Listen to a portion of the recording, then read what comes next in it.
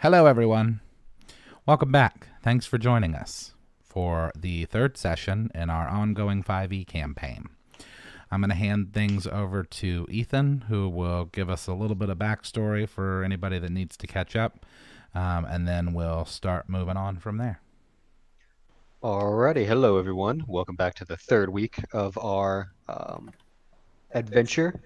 And as Chaz was saying, we're going to give a little rundown of what we did the last couple weeks for anyone that's just tuning in for the first time this week, or anyone that needs a refresher.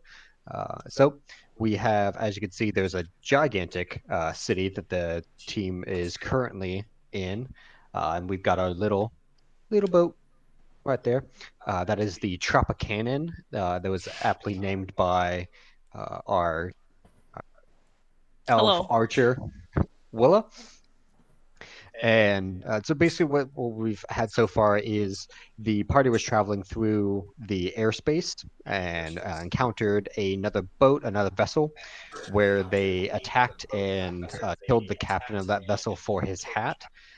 So now our elephant man, Tantor now has a pirate hat that goes on his nose. And the party then wanted to find out where this hat was being made, so they have made their way to the nearest city, which is Valifor. It is a mostly elven city. Along the way, they ran into a way station where they found a very macabre scene of 3 bodies brutally mutilated.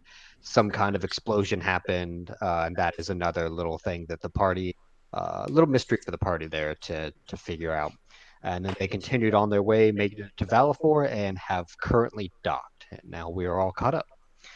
Now, as the party docks at Valifor, they are taken aback by how bustling the city actually is. It is a pretty sizable city on the kind of the third level of the world.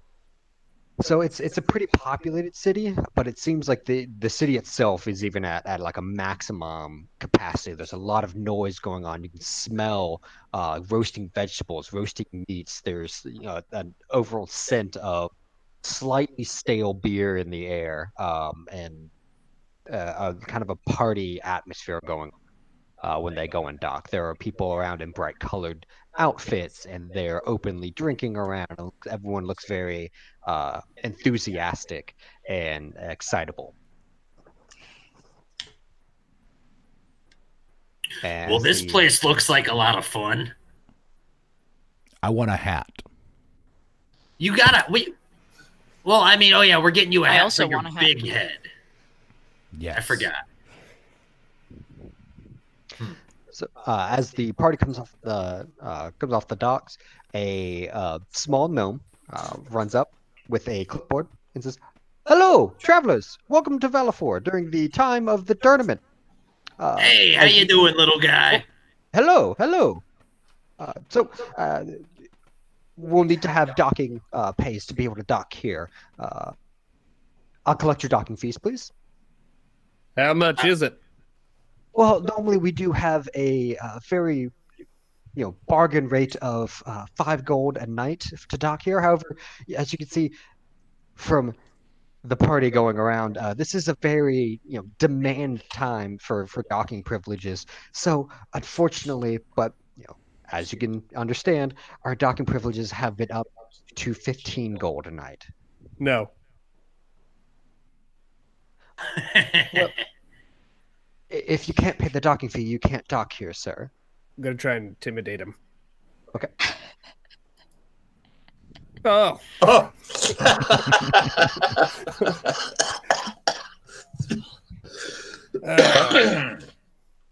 Great. So, are you okay? Do you need to use the bathroom? The restrooms are just that way. However, you will need to pay the docking fee, or else, unfortunately, we will have to let your boat go. What's your name, my little friend? My name But is this Tim. is the boat of Tantor the Magnificent. Do you not have arrangements already made?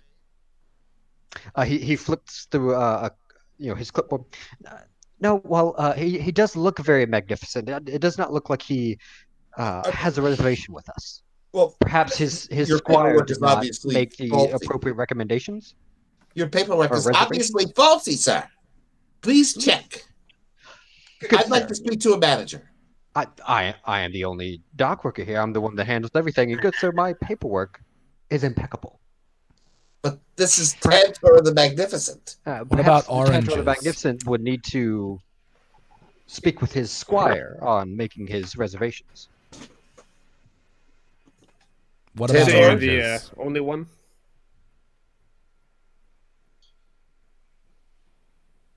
Oranges. Well, I'm sure you could probably fetch a decent price at the market.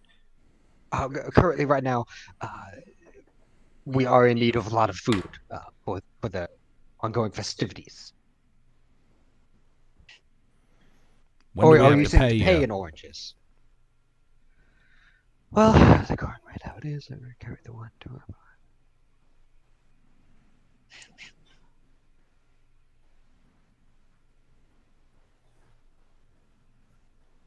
Are you doing Your docking fees could be paid with 25 oranges. Oh, Done. yeah. I'll Get run him and out of grab him. here. But how about Tantor's automatic 40% discount for being one of the principals of the festival?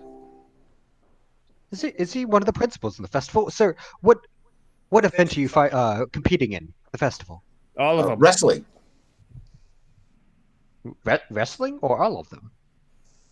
He's gonna wrestle with himself because he doesn't know if he should be in all of them or just a few. Wow, you took that lie sideways. I want a hat. For such an esteemed guest, I believe I could. And really, I'm cutting my own throat here to do the price like this, but I could do it for 10 oranges. Very good. I'll go grab However, the 10. Mr. Tantor, I do believe that you should probably get better squires next time. They don't seem to be very good. I'm gonna look at Vili while I say this. Yeah, I'll I don't do know. I that. think I got you a 60% discount. So the exchange is made, and y'all have for the night. It will be 10 oranges a night. That y'all stay here. Your docking fees are paid. Cool. Hey, I want to go get a Tantor, hat. Give him an autograph. I'm sure Okay, he'll want that. I'm gonna sign something with my. I'm gonna sign one of the oranges with my trunk.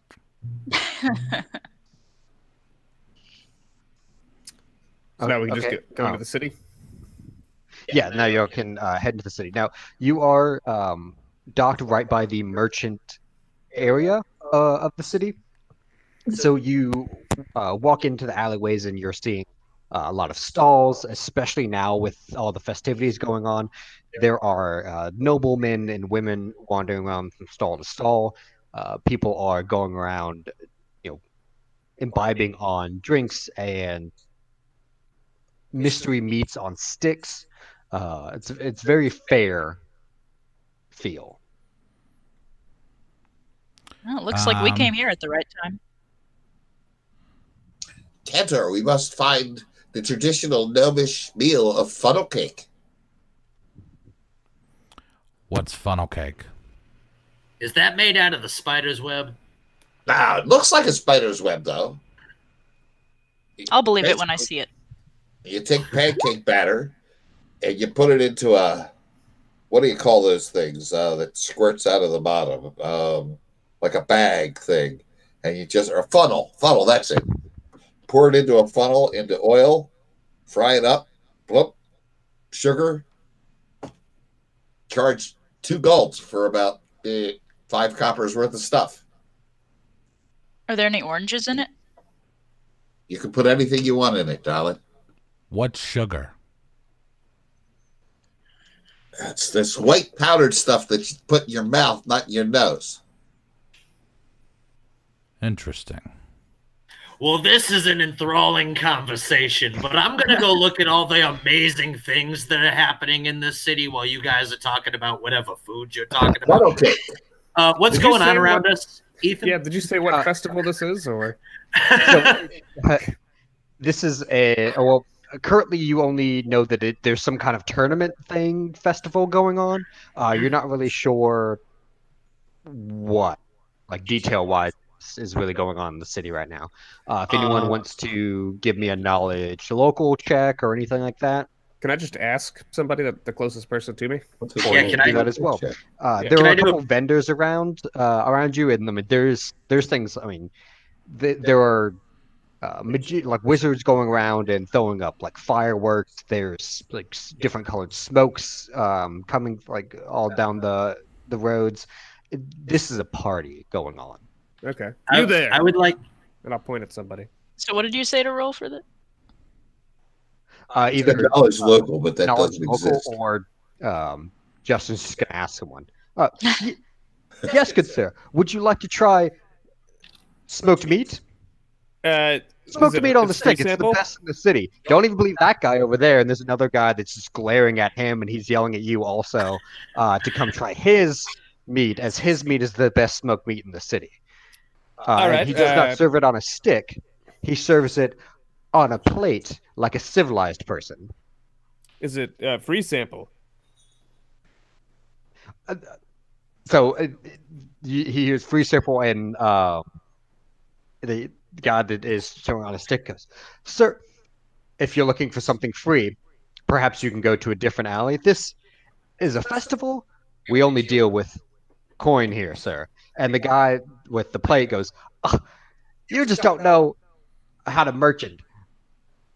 You come over here, I'll give you a serving of the best, or a sample of the best smoked meat in the city, and I guarantee you'll want more."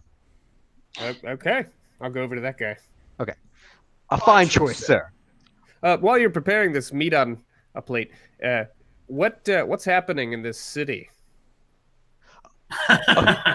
You must not be from around here, sir, and you've picked a great place to stop for your first stop in the city. This magnificent time is the annual Tournament of Valapur. People come around from all over to participate in the games. What games? Oh, well, we have a variety of games. There are people that take their luck at jousting. Is usually a very, very big spectacle. We have a battle royale melee that goes on. We have archery. We have wrestling. And at night, in some seedier establishments, you can normally find some people doing games of a bit more chance variety. Oh. But I don't know anything about that. I'm just the man with the smoked meat.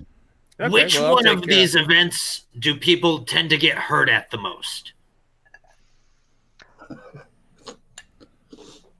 Well, a lot of safety goes into the jousting. It is still a very dangerous sport. Normally, people are routinely knocked unconscious. What is jousting? Oh, my good sir.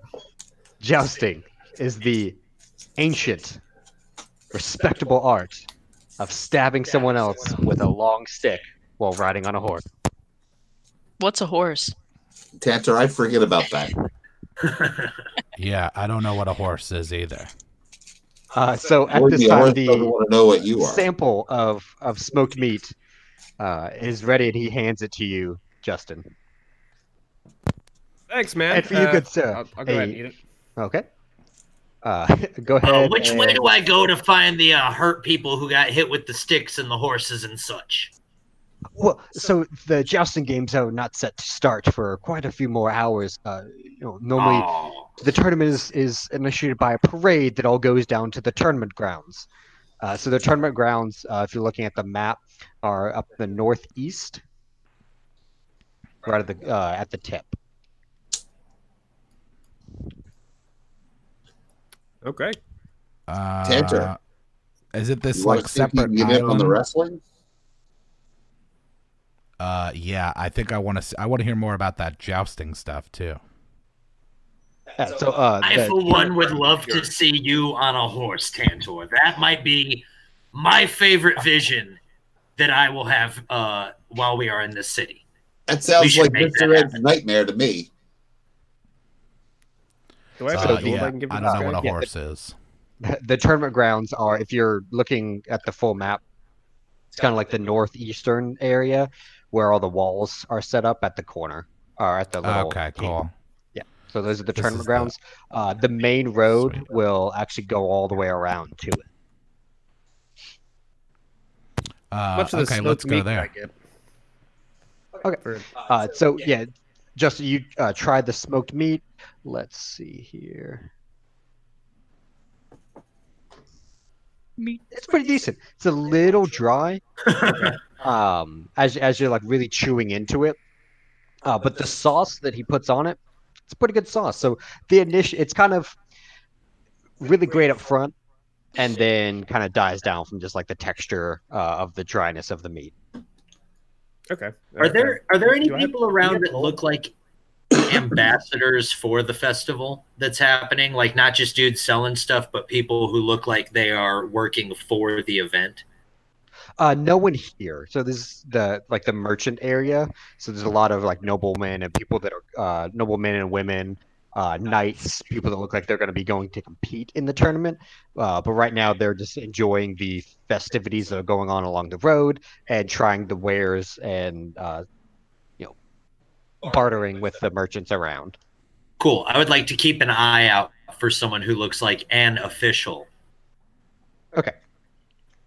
And real quick pause, because Casey Butler just donated $100 on YouTube. Oh, wow. And said that Man Shorts got them into D&D. They're doing their 5th session on Friday. Thanks for entertaining. Thank you very much, Casey Butler. I hope I'm saying your name right. Thank you, Casey. Very much. Yeah, so... yes, I'd like to keep a lookout for an official. That's what I said before I forgot what I was saying for a second. Okay. So you're keeping a lookout for a while, and you're not really seeing anyone. You've been keeping look for about 10 minutes, and you're not seeing anyone official looking. Looks to be just like kind of outsiders and city folk around. Okay, it's not an urgent thing. I just mean on our trip up to the grounds, I'd like to keep an eye out for that. Okay, so I'd like to keep my eye out for a hat. Okay. Yeah, where's the hat maker? The haberdashery. I know what I don't know what horses are, but I know what a haberdashery is. Is it hard to say the word haberdashery with that trunk? No. Not a problem. So as you're wandering along the road looking for haberdashery, you do find one stall that looks like it has a hat and like coats and capes and other assorted fashion accessories. Are said fashion accessories fancy?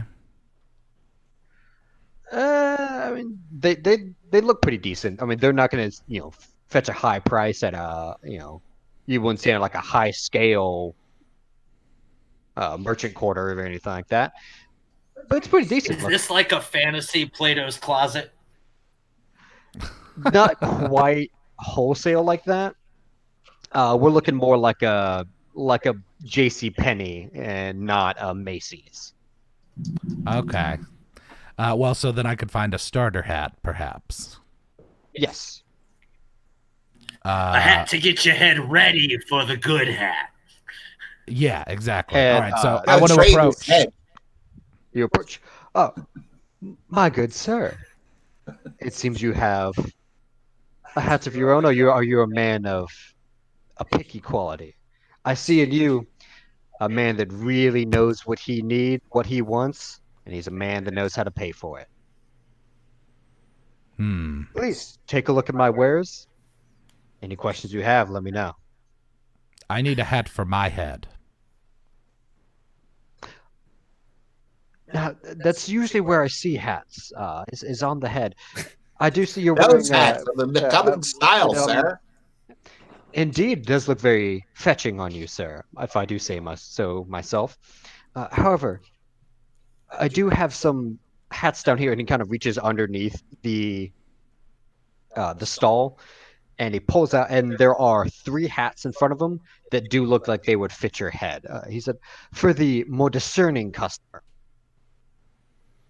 And there is a red one, a black one with silver trim, and a blue one with a dark green trim.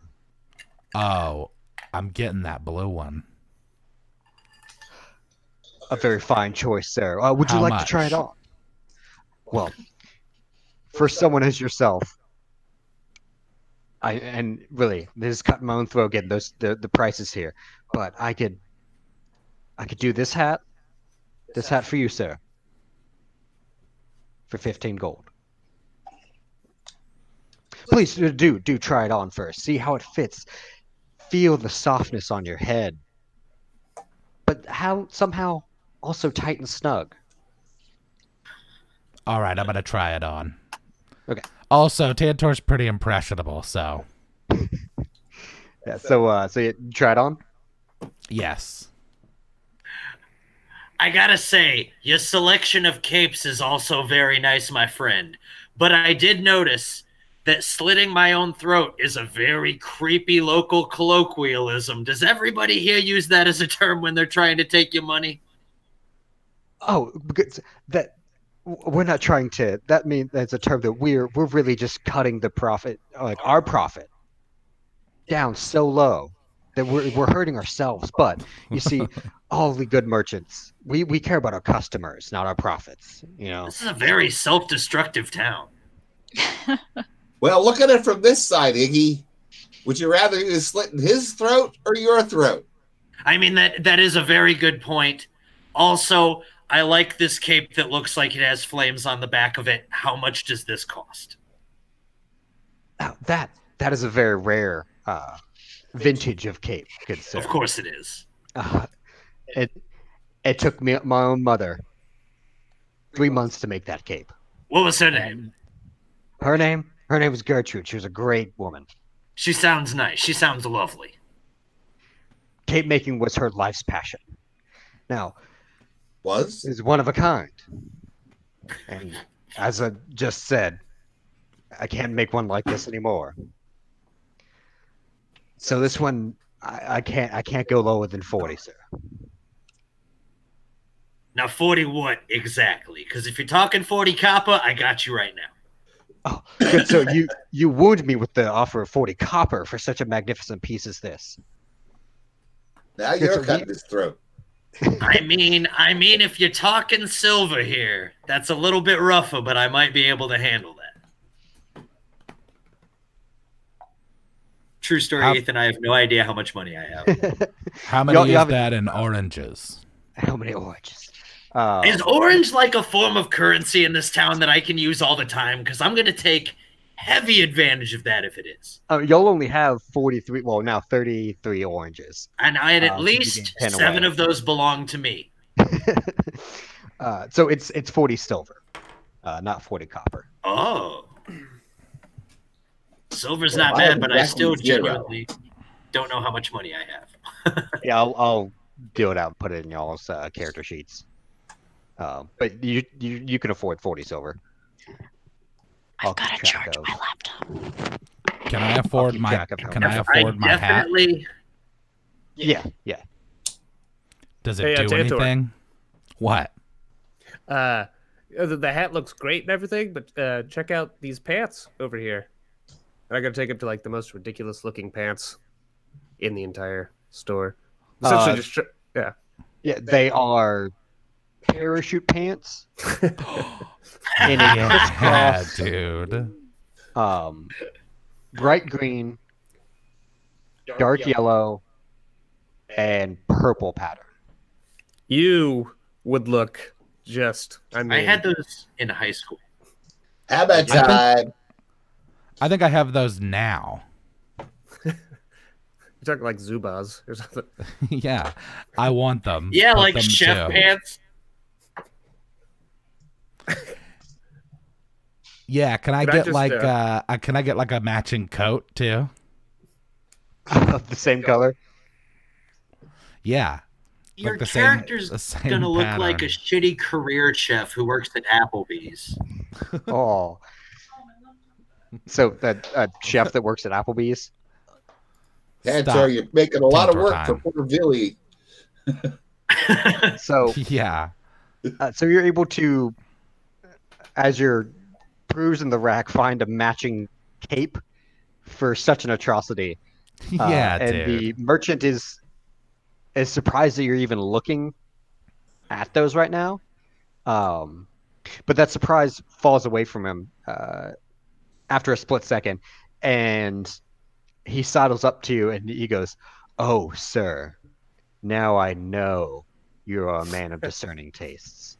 Oh, great. These here, painstakingly made by a pair of 6 gnomes working round the clock for 2 weeks to make such a priceless object. Now, while I say it is priceless, I like you. You're a good man. You're a man with good taste. What are you thinking about? Please do try it on. Try everything on here for you. Try before you buy. Okay, well then the rest of this interaction is gonna just be a montage of Tantor trying stuff on. Okay. Kepler's here. So you try on the clothes, the cape, and the pants. Give me a performance check to display your looks. And by the way, the hat fits very snugly. Oh my god! I have a -1 to that. Oh my god! The vision of him strutting up and down the runway. Priceless. It's a flawless runway walk. Work. I'm just hanging out in the corner, pulling my little flame cape around me and looking at it, admiring it, not showing off to anybody, just happy with my purchase. The merchant, you can see him, he's crying a little bit. And as you strut back, he goes, "Sir, you have to have these pants. You have to. You look so good to them. You just It's the walk. You will be Billy, my pay the masterpiece." man. I have money? When did I get money? Yeah, I've still got to actually do y'all's gold values and everything like that. I'm just keeping track of what y'all spent before I do that, and then I'll put it in your sheets. Okay, how much, sir? For such a fine piece, The and hat. while y'all have frequented my Oh. shop and done me much service, I could part from these for 25 gold. Ooh, Done. Do we have 25 gold? Hold on. Hold on there. Down boy. Let the He little holds up guy his roll hands with his something fingers first. sticking out to the side. Hold If on we a don't minute. have it, we can earn it in the tournament. Oh yeah, we should go do that. That doesn't start for a little while. Oh, we have hours. That's right. Hold on to these, sir, under the name Tantor the Magnificent. We shall return. Hey, Tantor, is that your real last name? It is now. Sure. Hey, is there like a music shop so I can get a trumpet to play Tantor in everywhere he walks? I can play so- myself in. with this Oh, can I horn. play your trunk? Ew. Ew. Well, man. There's a frightening thought. This is not the kind of role-playing game we're playing. That's Uh, the go grossest back to shit my I've ever trumpet. heard in D&D. D. Can I play your trunk? Can I play your trumpet? Is that what the kids are calling it That's these some days? RPG horror story shit. Oh Lord. And so man. yeah, if you're looking for a music shop, you hear the sweet dulcet tunes of a banjo being played around the corner. Oh Okay. God. A banjo. I'm gonna head that way. Yeah, that's bad news. Justin, the chat room is really complaining about your camera. That's right where it is. What are you? Justin's obstinate. Change your name to Wilson. And be done with it. Just Photoshop a little fence.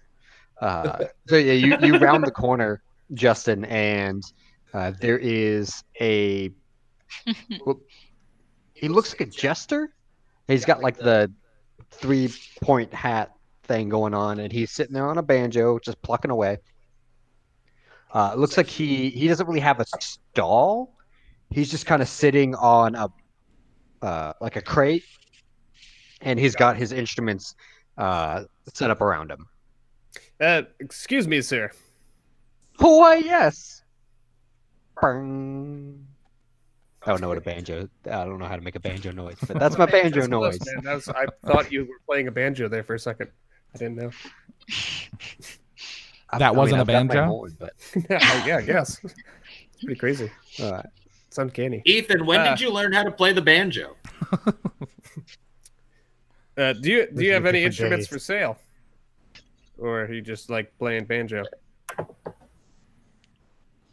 what? So I don't play the banjo. The banjo plays me. Is this guy a bard, Joe? I'm really glad that it's not a bagpipe. Is this guy on LSD? You see around him there is a bagpipe. There is a trumpet. There's a triangle and a little steel drum. I'm getting the triangle. Yeah, you got to get the triangle. Yeah. Gotta get the triangle. How much for the triangle, man? Oh, this old thing? 5 silver. Okay, and your hat? Not for sale. Look, my friend here, he loves hats. Okay, so maybe we could have a playoff. I'll play the triangle, you play your banjo, and if I win, I get the hat. Oh, now it's And really if I starting to win. sound like Deliverance. You get this smoked meat sample I have. You ate the smoked meat sample. We have oranges. Oh, He's a we do have bird. He can oranges. regurgitate it. Yeah, bet the oranges. Yeah, 2 oranges. Probably fair. Okay. Sweet. All of the oranges. All right. Give me You say pick up the triangle. Give me a performance check. Oh, I don't know that I've ever heard a triangle solo in my life, but I am so in for this. Yeah, it's Let's go. Somehow harmonicking the, Yeah. It's a pretty good solo. Somebody starts tapping their foot, you know. I have tears running down my cheeks right now. That was gorgeous, bird. Wait, no, you're a cow. in thanks. this. You're not a bird. Cow. it's all right. And While he was playing his amazing triangle solo, at the end, I cast Mage Hand, which follows him out on the drums at the end. okay. So the jester is so impressed by your performance, he doesn't even go. He just hands you the hat. Sweet. Oh yeah. I'll hand it over to Tantor. There you go, man. Wonderful. Mentor Magnificent. And then as you're walking away, you see that he kind of sits up, opens his crate, and puts a different colored. It's the same kind of hat, but just a different color one on his head, and goes back to plucking. I love this guy. Tantor, I can see you're going to have a stack of hats on your head by the end of this day. Good. It will be truly magnificent.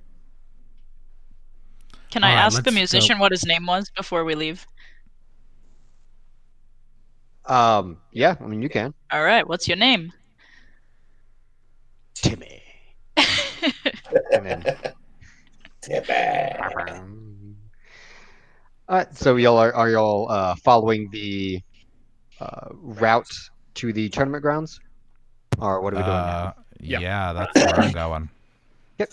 I'm following along with everybody. I'm still keeping an eye out for officials, or more to my point, a hospital or a medical area. That's why I'm also going to the fights, because I want to look around for a place to help there or in the city. Okay. So you're making your way downtown. Downtown. Making my way downtown. God, everybody made that joke at once. Yeah. And you're following along with the parade and the festivities. Tantor, there's as you're going by, there are these fucking whale in the triangle the entire time. There are these large four-legged animals with, kind of elongated, stretched out faces and a mane of hair down the back of their neck, like the top of their neck. And there are people in like plate armor riding on top of them. I want to walk up to one of them and ask them, what is this? What is this? What? So this is my horse. Plop, plop, plop, plop.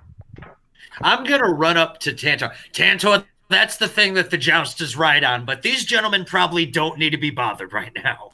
I want to inspect the horse with my trunk. I'm going to walk away from Tantor. Okay.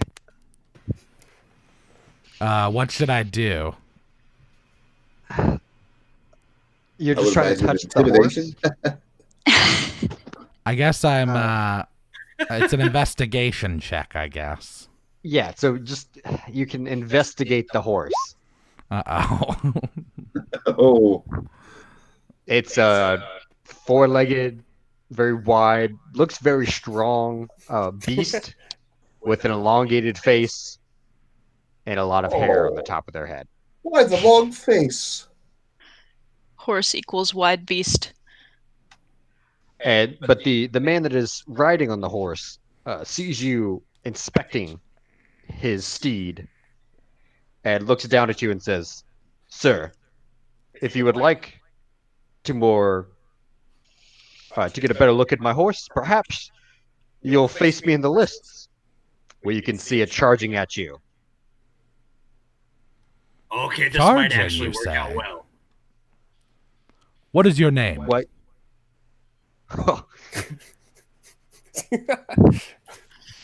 And he looks at his... I got to imagine that Tantor is almost as big as the horse. Yeah. Does this guy got to look at his name tag to know what his name is? Tantor. He doesn't seem too bright. So he turns to his partner that's sitting next to on the horse, riding on the horse next to him. And he goes, "These commoners, these don't no respect. Good day, sir." And he just trots along. Very well. We'll put the unknown victim on your tombstone. All right. So y'all continue on. I need some water. I want to get a horse. Tantor, maybe we shouldn't be completely rude to the guys wearing armor yet. I know you're going to take care of them whenever we get to whatever fight you're going to get into. But we might not be able to make money in that fight if you piss everyone off before the fight.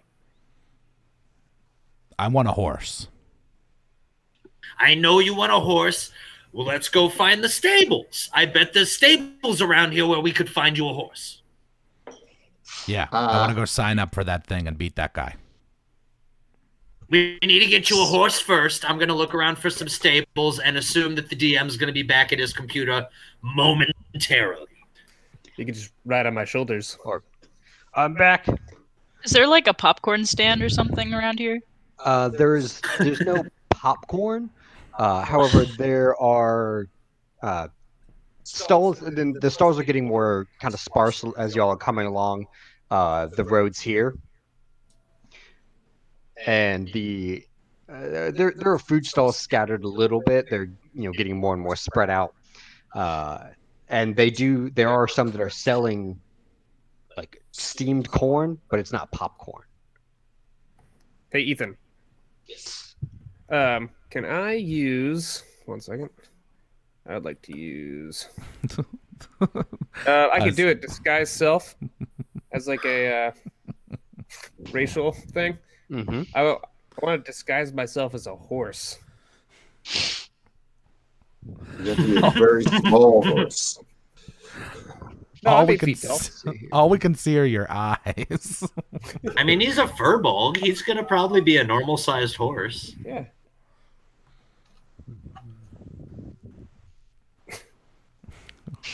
You can't change your body type. Yeah, but I could still like disguise myself as a horse. Are you just gonna walk around like fucking BoJack Horseman BoJack Horseman. Yeah. on your back legs, just waving at people? Hey, I'm a horse. Yeah. Well, I can. Awesome. I think. Can I make myself look medium if I wanted to? So. Yeah. So you can seem 1 foot shorter or taller, and it can Yeah. appear thin, fat, or in between. You can't change your body type, so Okay. you must adopt a form that has the same basic arrangement of limbs. Okay. Well. Otherwise, the extent of the illusion is up to you. Yeah. I'll just a really crappy horse disguise, Okay. and I'll carry Jazz into battle because we You don't could have a just horse be yet. the front half of the horse. Yeah, You're gonna like struggle Chaz into battle. I got. We can hear you. You kind of what? Do you know how much I weigh?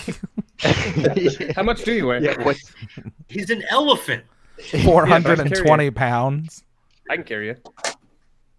Let's see. Yeah. What's your strength? Yeah, but could you carry me like a horse carries a jouster? No, it'd be in his arms. That is up to Ethan. I think I could though. I don't think I would be encumbered, so I could just like do whatever. I could run pretty quick.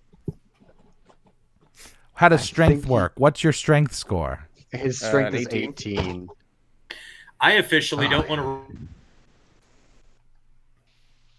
Because I was gonna go help people at a hospital and shit, but now I just want to watch Justin break his back. Yeah. Let's see here. I have a feeling you're going to have a patient real soon. So. So your carrying capacity, your strength score multiplied by 15. Ethan, you're echoing real bad off of Olivia's computer. Oh Yeah, no. plugged in. Yeah, hold on. What is 18 times 15, math Is it any whizzes? better? Yeah. Cool. So That's whatever 18 times 15 is what you can carry. But again, you're carrying under duress if you're going to be my jousting steed. Yeah, that's only 270 pounds. I'm I can too carry big. less than my body weight. Yeah. Damn it. Yeah. I mean, can't you do that in real life? I mean, I can carry. You know. running? Like, I don't think I can run with 160 pounds on my back. I tried. All right. I need to So find yeah, a horse well, that can I- carry me. So as I was As much saying as I like that a minute idea, ago, no. let's go find a stable and see if we can find one of those big horses. Okay, so you've made your way into the northern part of the city, and this is where you're seeing a lot of the actual like setups for the tournament itself. As you cross the bridge at the north, you see on the right and left side there are what look like stands, and there are very official looking people behind the stands, and above them you see shields with different engravings on them, and they look kind of like a registration table. Are they like nations sigils or religious sigils, or what are they? Do I recognize any of them? Should I roll something for that? So they're not religious or any symbols like that. They're symbols that are for what competition you're going to be competing in. There's one for melee, there's one for wrestling, there's one for jousting, there's one for archery. I want to joust. Good. So you walk up to the registration booth, and one of the officials, as you walk up, yes, sir. Can I help you? I am Tantor Mantar, and I will be entering the tournament with the horse. You're entering the tournament for like the horse shall be competing. No, the one that uses the horse with the sticks. Jousting. Yeah, that's it. Okay. Sign me up. You said your name was? Tantor Mantar. The Magnificent. And Colonel Tantor Mantar the Magnificent. And I don't see your steed. Where's your steed? I don't have one. I need one of those. Where can I get one of those? Yeah. Okay. You could be one of those. You catch him laugh a little bit, and he informs you that there are stables a few houses down from the registration table, and he shakes his head as he signs you up anyways for the joust. Excellent. Now, I shall acquire a steed. Will any of your other companions be competing in any other events in the tournament? I don't know. I would like to help out, though I would not like to compete in one of the events. I'm not very good when it comes to the fun bang boom pow. But I would like to help some of the people that my associate there is probably going to maim, or anyone else who is hurt during the proceedings. Oh, rest assured, sir, that we have facilities already set up, fully staffed and capable of handling any injuries that our competitors or the populace might sustain during the tournament here at Valafor. But that's Dr. Iggy. Yes, his services will not be required. Most esteemed surgeon. However, okay, I guess If your friend is a cleric, he can assist his buddy in the joust, and from the looks of it, your friend will need it. Sir, I'll have you know that that's my captain, not my buddy, and because of that, that's exactly what I'm going to do. I'm going to take your suggestion to spite you. That didn't come out as intimidating as I thought it would. Good day, sir, and I follow after Tantor. Okay.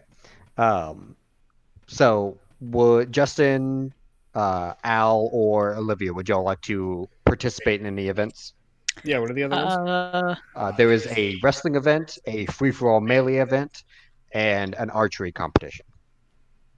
Yeah, those sound exactly up the alley of a guy who's 30 inches tall. Which one? The archery one? Or the wrestling one? I'll do the free-for-all. Okay. I'll enter the archery. Archery? Okay. And then, Billy, are you wanting to participate in any events? Are you serious? Do you want to? Do they have a poetry slam? I've already got the elephant's back, so he's not going to need your help. Poetry slam. No poetry slams. Yeah, there's no rap Where battle. you fight chickens? No. You do not want to see me start trying to rap. This NPC named Yazik walks out. Yeah, I'd have Chaz rap for me, and the DM stead. Okay. So you come and you sign up for the archery competition, and Thorntooth walks up, signs up for the melee. So we will do the jousting last. the most complicated one. The all the tournaments games are done in rounds of 7. The melee is literally just a free for all. Like you are just attacking everyone. It's opposed attack rolls. The archery is a set of targets where you're going to make attack rolls on the target each round. If you progress on, moves to the next, or it moves farther and farther. Archery only has 5 rounds though. Oh. So we will go ahead and do the archery one first. Ooh. Willow, you are called to the archery grounds, and you line up in a line with all of the other archers. There are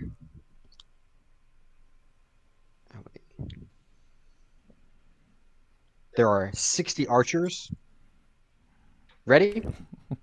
You hear the call to knock your arrows, take aim, and fire when ready. All right, I'll draw my bow and go for it. So yeah, what you're going to do is you'll make a total of 3 attack rolls. Oh. So that's 1.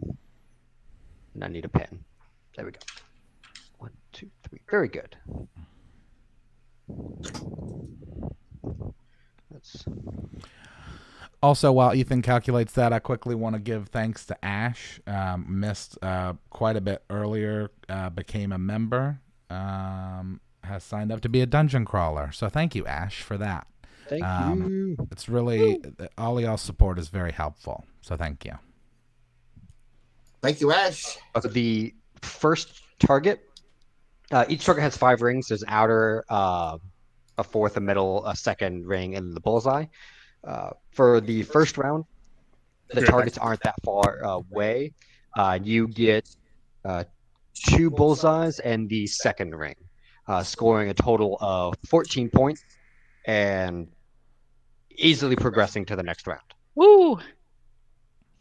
Round 2, they cut out about a quarter of the competitors, and then the target is moved back another 30 feet, and go ahead and make 3 more attacks. All right. I'll draw my bow and...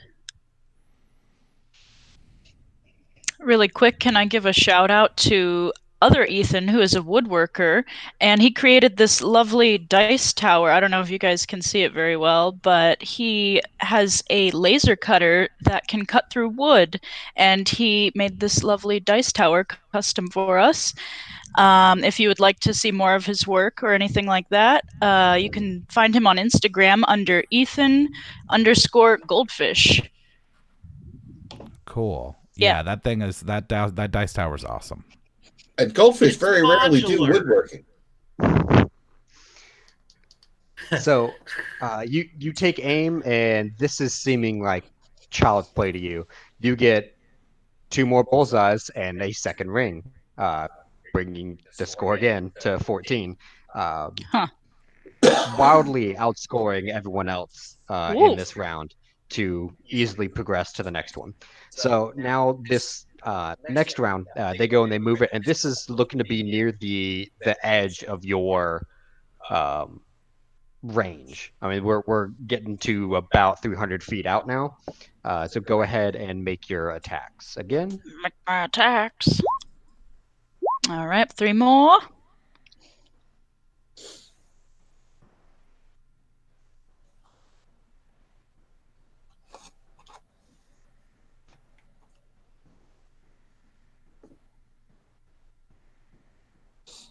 Okay, so let's... Let me scroll back. Where's my... Are you doing any cool like flips while you're shooting, Olivia, or are you super focused? I don't know. I feel like my character's not one to do any crazy shit like that, so I'm just kind of focused. She's serious business. Serious. Like Kevin Costner in Robin Hood. Eyes of a killer. Okay, you got 17, 7, 16. Wrong tab. There we go. Okay, so that on that one, you bullseye your first shot. Ooh. Go to bullseye again.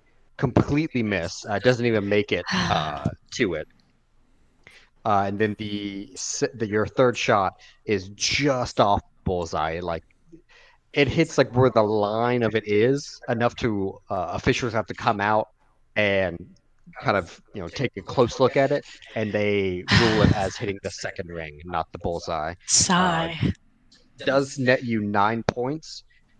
That is again good enough to go to the semifinal round. Now there are only about 5 archers left, and they, in contrast to your slim stature, are all human males or like orcs with really wide shoulders, and they are firing with like standing long. Oh. And go ahead and give me another 3 rolls. All right. This is hitting range that you, hold on a second, Willa. Mm-hmm. I want to compare the best. I want to figure out who looks like the best archer amongst their competition. There is the one orc that is in the competition. He looks like he has a bow of. You don't really know a whole lot about bows and bow crafting, but this bow looks like it's seen a lot of use, a lot of time, and it's a very ancient bow. It's got a lot of weathered look to it, and you can hear as it's being pulled back itself, like it's the wood itself, it feels like it stretches, like you can hear it as it's being pulled back. I want that bow. Go ahead and give me 3 more attacks. All right. As this one is hitting the very, very edge of your capabilities. And that's 28-16.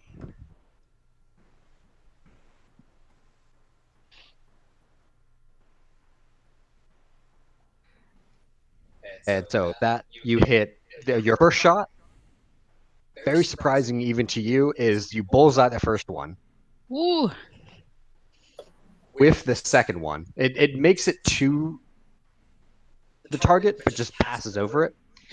And the third shot hits the third ring, and that will net you 8 points, which, as you're looking around, is just enough that you actually tied with the orc next to you.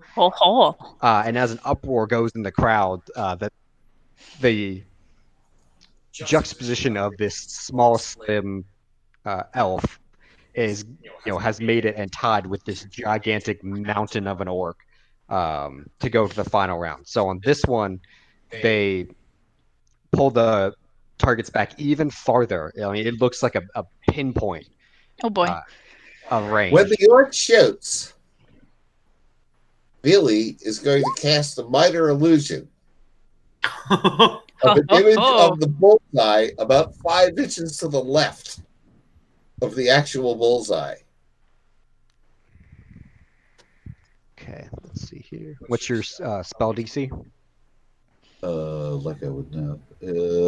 It's got to be on here. 14. Sorry. I have to point out that shit is way further than 30 feet away. I could walk over there, can I? Or, no, I guess not. All right. Walk up to the target and hold your hand out. It's not going to work. Yeah. I tried. So the target's way too far away. So now all we need is just going to give me 3 more attack rolls, and this is the final. Like y'all are going ahead, like, and you're one shot each. So you'll take 1 shot, he'll take 1 shot, and you're actually going to be firing at the same target. There's only 1 target. Ooh. All right. You'll go first shot. Fingers crossed. Ha ha ha. Okay. Pretty good. Let's see how we hold up. Yeah. Let's do 3.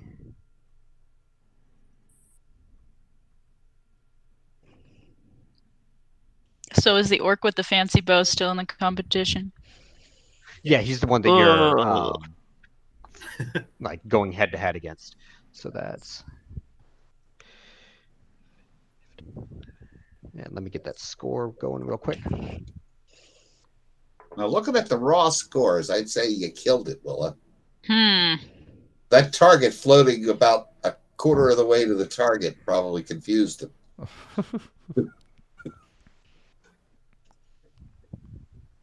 And then you got, where's yours? Okay, 14, 26.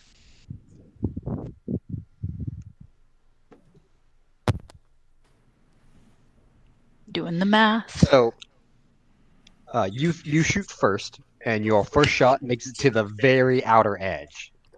Like you barely make it on the target.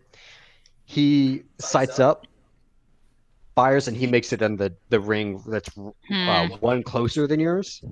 And then you shoot, bullseye it. Ho. He fires, and it's sailing, looks like it's going true, and then sails over the target. Ho. And then you shoot again, bullseye again. Oh, come on. That hit the other arrow. That split her first arrow. Yeah, dude. And knowing that how the points are, he now can't win, but he still is going to make his shot.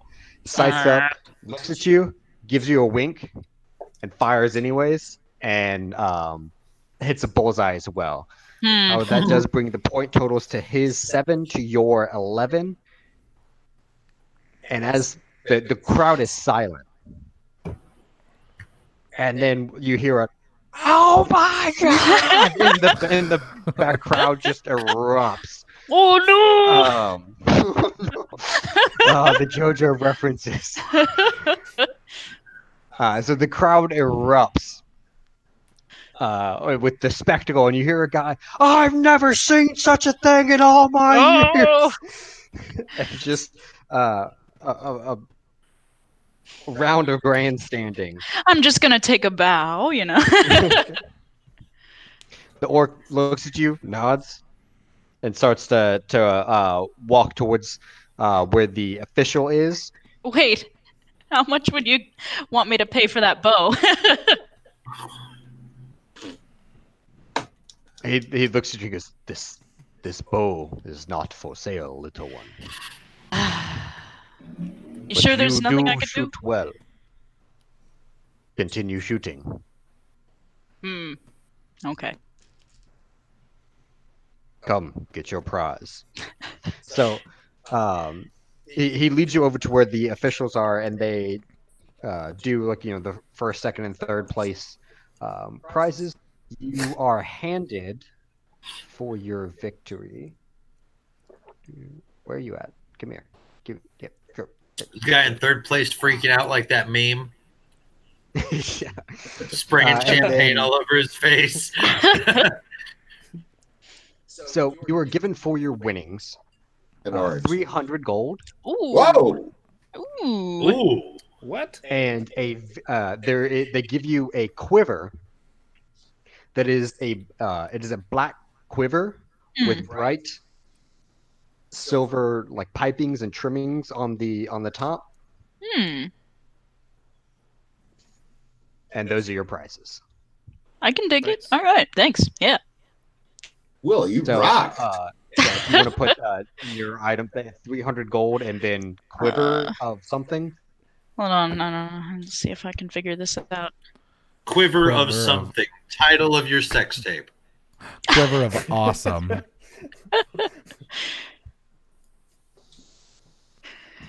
Okay. Are we going to do a little interlude of Tantor and me walking to go get a horse? Oh, yeah, we need a horse. Hey, Tantor, what kind of money do we have to spend on this horse? I don't know, Billy.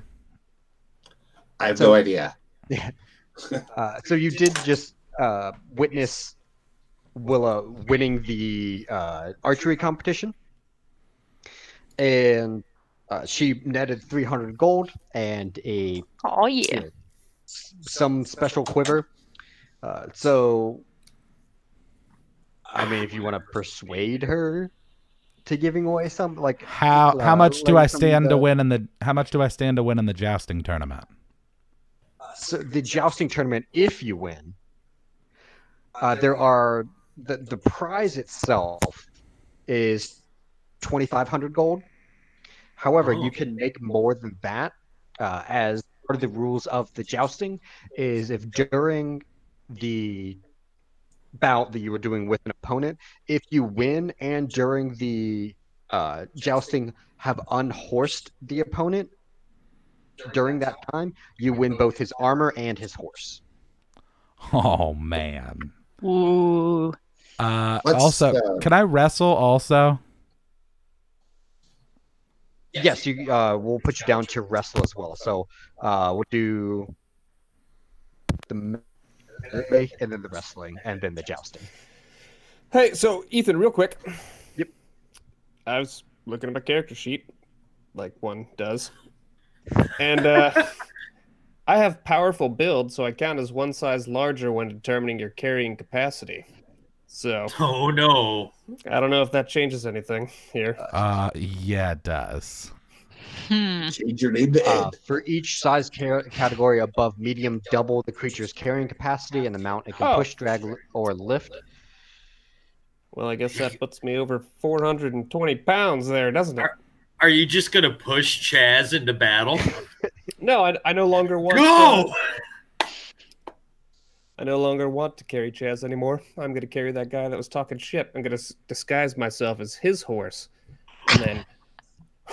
But you don't you just look like BoJack Horseman. You don't actually look like a horse. Does it convince anyone? Is good enough. You know, you never know. Yeah, is it convincing? No. I don't think disguise is even a check anymore, is it? No. Sleight of hand, maybe? Sleight of the hoof. changes wrought by this spell failed to hold up to physical inspection. So, like, if he were to touch you in any way, he would know that you're not a horse. You're crushing my dreams, dude. Aww. We just want Chaz to ride Justin. Yeah, that's all we want. He wants to be wild and free. Apparently not. No, he wants to be bridled and saddled. Oh. Which is a whole different set of videos. I'm sorry, Justin. Yeah, that's not allowed on YouTube. Oh. We'll get demonetized and pulled and a whole lot of other things. Okay. So you make it to the stables, Ignatius and Tantor, and there's a very weary looking stable hand as you approach. How you doing, my friend? My large friend here is about to say, I need a horse. And that's all he's going to know to say. We need one of those big, like, Budweiser ale horses, something whose back isn't going to break when this guy gets on top of it. Now, say the thing, Tantor. I need a horse. See, I told you. That's what he was going to say. The stable hand looks dejected. You need Yeah, don't be so enthusiastic about it, friend. Yeah, I got something that'll hold him. And he goes into the stables and he pulls out a very wide looking horse. This horse it don't do the job for holding Tantor. It doesn't look like a war horse at all. It probably won't be the fastest horse in the land, but it'll hold him up. I'm going to name him Sassafras. Well, now he's imprinted on the damn thing, so I'm not going to be able to point this out. But I was going to say we need something that will be appropriate for jousting. And I don't know how much this thick fella here will be able to do on the jousting front, but he's named him. What'd you name him? Sassafras. So Sassafras. he pinches his nose and he goes, so all the jousting horses that I have left would not be able to hold him. This is what you got. You know. Maybe. What's your name, my friend? My name is Ignatius. I hold my hand out. I'm Peter. Peter, I gotta tell you here, my friend is dead set on winning this jousting competition. Could I get some insider knowledge from you?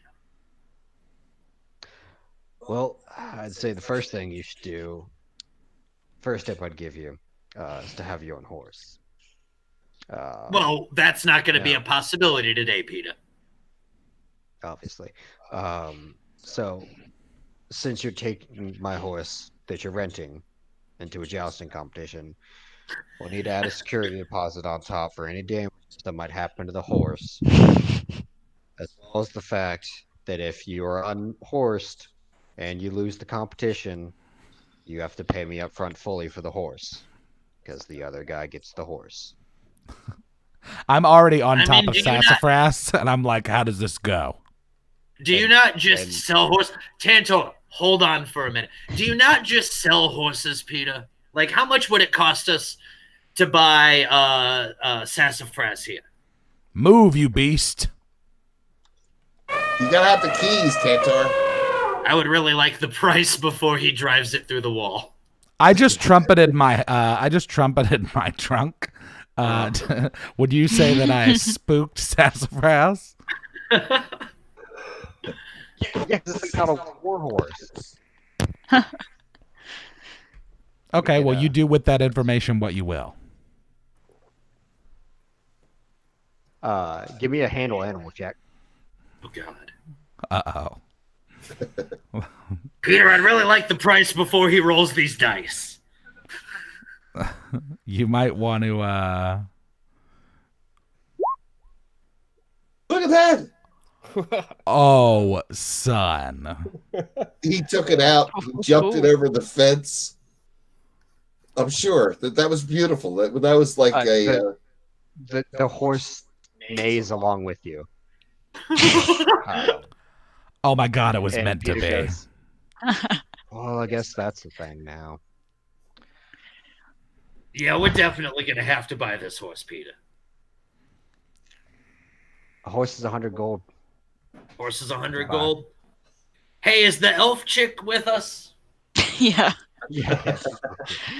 Hey, would you like to put an investment forwards to our future? What's in it for me? For 5 minutes, Willa. Well, this tournament is worth a lot more than the 300 gold that you won. The horse is only 100 gold, and if we win this thing, think of the fame we could have. I don't know, but we could win more money. Mr. Stableman, how much for them sticks? Sticks. That they horsey stick with. A lance. That's it. Yes, I'll need one of those as well. You can get your lance from the official before you go to joust. Sounds good. Before I agree to buying this horse, can I just like whisper, do you think this guy would care much if we just rode off with the horse? I mean, probably. We're in a small town right. Oh, wait, I'm going to pull her over to the side. We're in a small town right now. I'm pretty sure everybody knows each other. He was aware of the fees for the thing we're about to enter. We might not want to steal from him. Onward, Sassafras. I mean, Tantor's kind of trying to right now, but innocently. Like the guy understands. Kind of easy to recognize too. So those hat. I don't think we should just steal the horse. Can I negotiate with this guy? Hey, I know you probably hate your job. You sound like you don't want to be here right now. My friends really like this horse. Do you think you could just give it to us for a little less gold? Persuasion? Yeah. Or intimidation? Persuasion. Why does everybody think that we're a bartering village?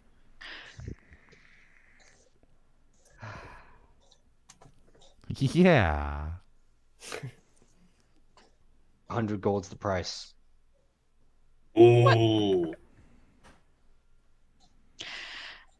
Sorry, but We have I oranges. actually really love Does my that- job. I'm just kind of tired of people that sign up to do things like this, and they Would don't you have not what wish they need this for it. horse to have the banner of your fine stable as it parades around the winner's circle? Hey, what time does this jousting competition start? Soon, I hope. Do y'all know anything about jousting? Like, why are you jousting? Because the elephant wanted to, and he's our captain. Stare on a like. What? Can you imagine trying to talk him out of something? Do what? What? Hey, Willa, could you give the guy 100 gold, please? And All right, whatever fine, it costs fine. for a jousting stick.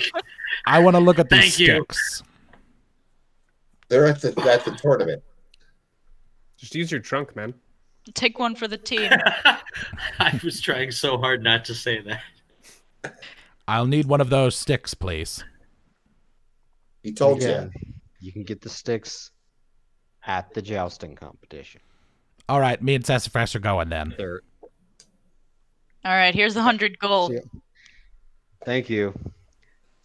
Enjoy. Can I like sleight your of hand and try and steal it back out of his hand? Hey, just Tantor, can I grumbling, ride like- on the horse with you?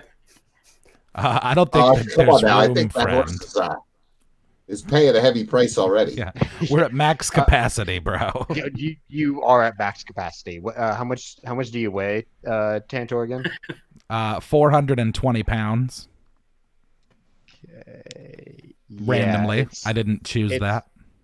its capacity it's 470. So yeah, you're kind of right there. Perfect. Might say it's Blazing Saddles. So it's still going to be a while before the jousting starts.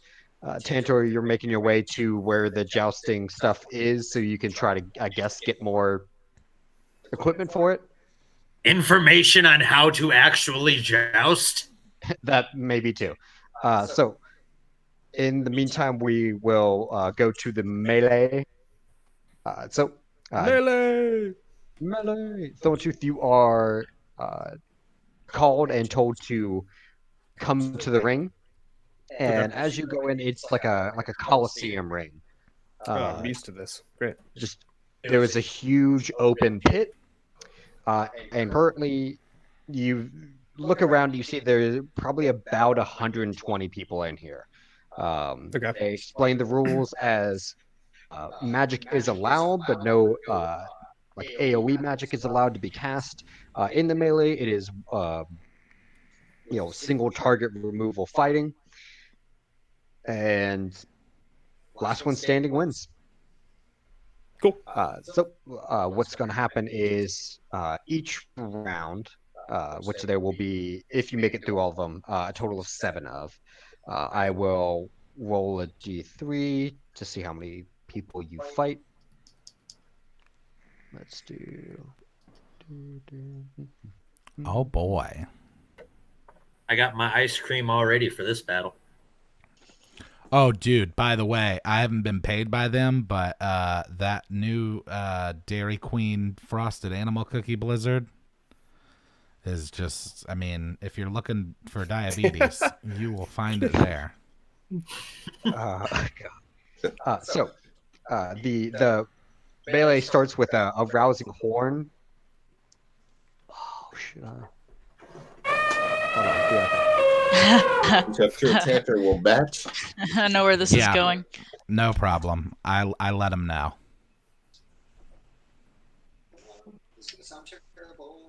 Olivia, so what do you see right now? Do you see what I see? That was terrible.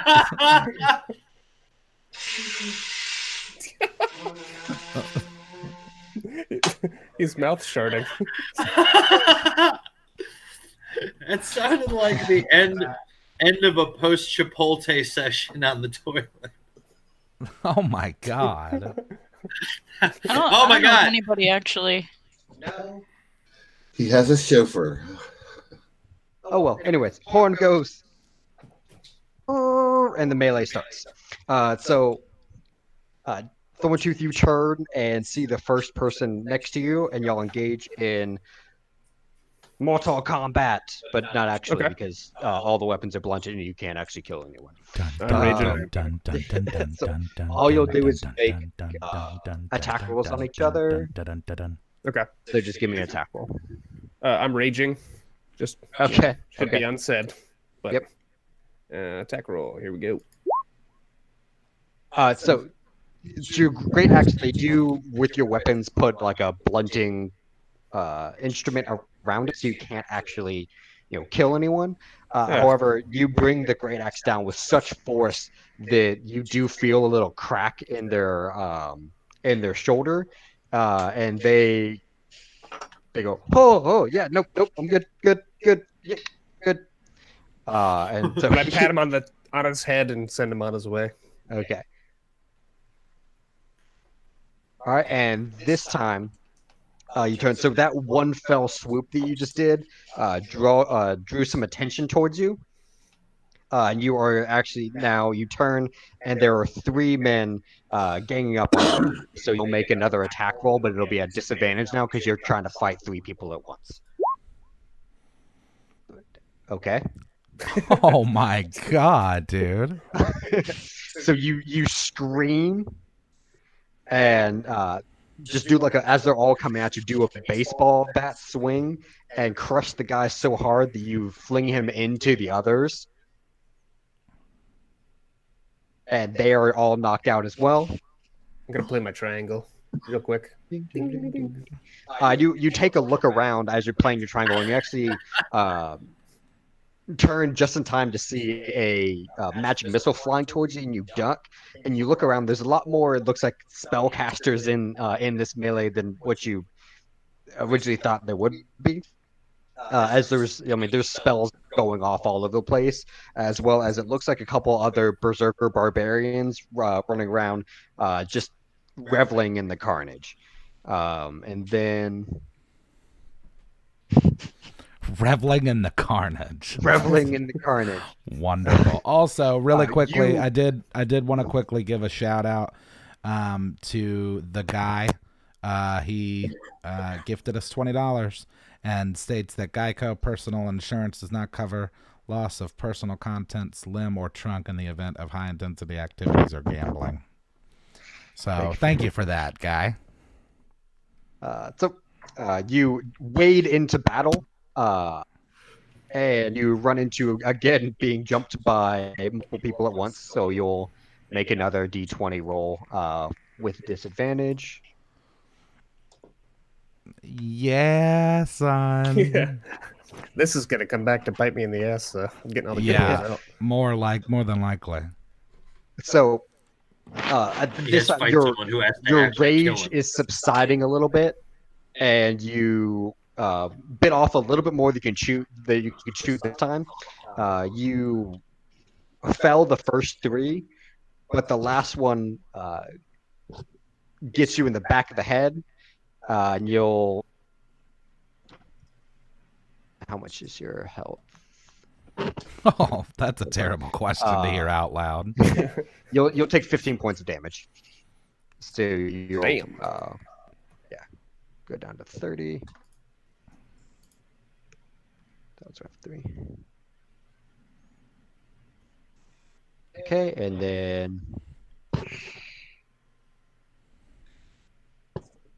Oh, you were just drawing a lot of attention on yourself. Go ahead and give me another with the disadvantage.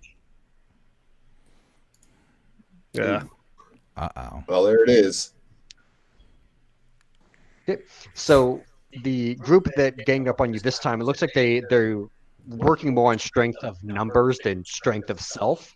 And you're able to, even though you're feeling a little woozy from that last hit, easily fell the group of them. As your bloodlust is now returning to you, even though there's no blood. But you imagine there is anyways. Word. Okay, and then on this round, you actually, and trying to gain some more ground and get another 1-up on the competition, you run into a fight that's already going on, so you'll roll the next one at advantage as you and another person are attacking the same person.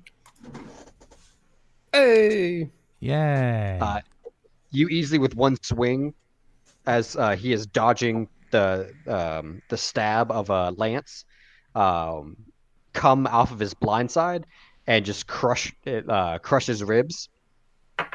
And then you turn and fight that same guy that you were just fighting with. Want another roll? Yeah. Uh-oh. Oh. Doing good. Doing it good. So he yells at you for being a dirty kill stealer, and bashes you in the side of the head with the back end of his spear, not his lance. And you'll take another 15. No good. You screwed up my KD ratio.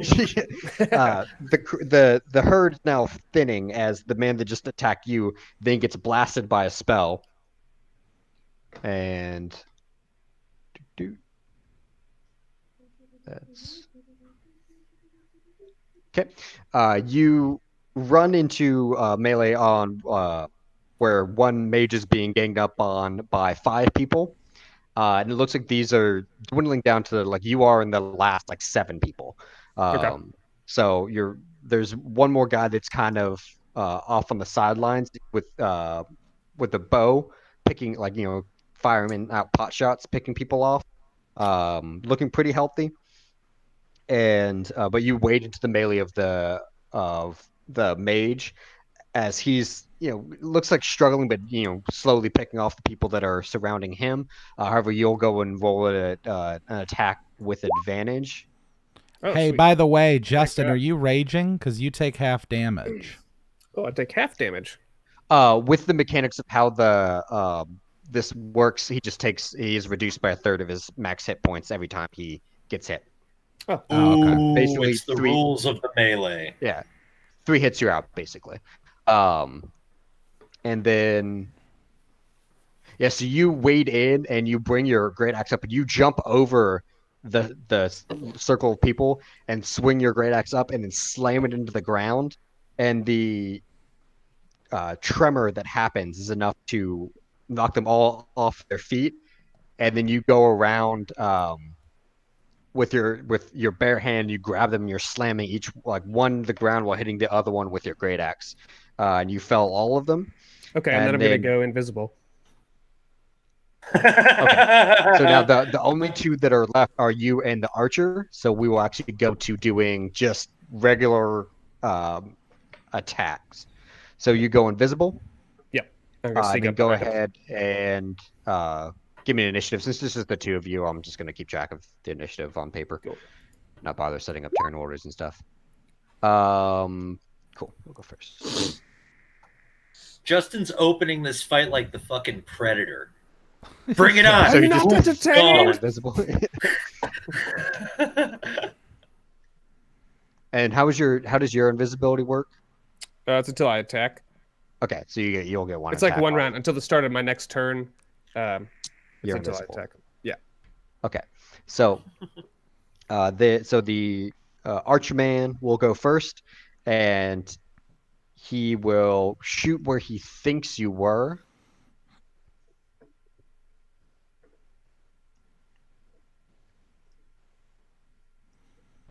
Where is this going down on the map? So it's all in the same tournament grounds here. So this Coliseum style seating, which is has people in the grandstands, they're all it's the same space where they are going to be used for the jousting, but the lists just aren't up there yet. It's this place over to the left, like from when we come in? No, up north. Yeah, it's North way up here. From where y'all came in. No, I know, but where we came into to the arena spot up north is where the battle happening in this spot that's on the top side of it. Yes. So it's over here. Do you see my pinging? No. You have the map. That boop. Everyone else is ping. All the pings. It looks like the Olympics. But that's what's being done. Did you see the Olympic logo? I was in the. I've been in the wrong place the whole time. Oh, yeah, northeast of the map. Here we go. Sorry about that, gang. So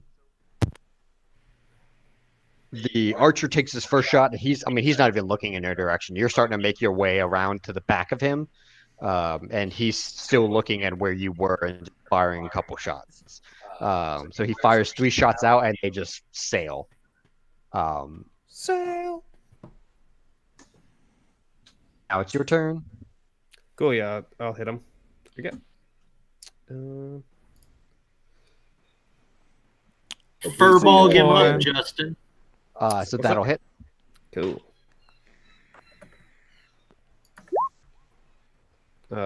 14 plus 2 because I'm raging. Yeah, 16. So 16. And then I will do excuse me, reckless attack. Yeah. Okay. I'm gonna throw that. I put Shelter of the Faithful. Ignore that. Reckless attack. There you go. So I'll do that. Get to attack again at advantage, right? No, that just means that when you are making your attack, you can do so with advantage. When you make your first attack on your turn. Okay, well, I fucked that up, so I didn't do that. I mean, I screwed that up. That's my turn. Yeah, we're a PG channel. Who knows? Yeah, after we were talking about, thought of your sex tape and all that. PG. Yeah, didn't you ask me to play my trunk? I did. So the archer sees you now after you walloped him in the back, and he goes, there you are. And he loads 3 arrows into his bow, and he's going to fire on you. That's not cool. He's a firing on you. Yeah, screw that guy. What's your AC? 15, so not great. Okay, so one of those will hit you. And it hits you in the chest as the other 2 sail above each shoulder, and you'll take 7 points of damage. Okay. Now it's your turn. Yeah, I'm just gonna hit the dude. I'm not gonna. Yeah, maybe I'll do the. Nah. I should. Sounds well thought out.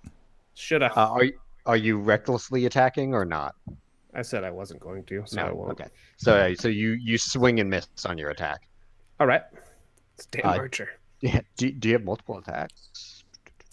I don't think so. I'm level 3, so no. Okay. No. Yeah, you don't have frenzy. No frenzy. Nope.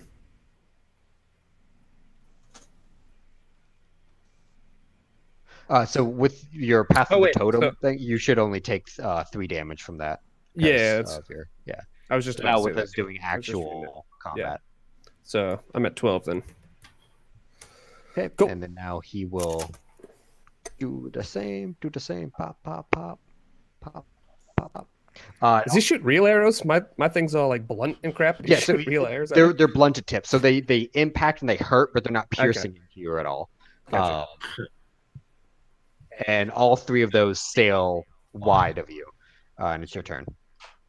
So I'm gonna take my axe. I'm gonna point at it and then point at his head, and then I'll swing it. All right, that'll hit. And just scream.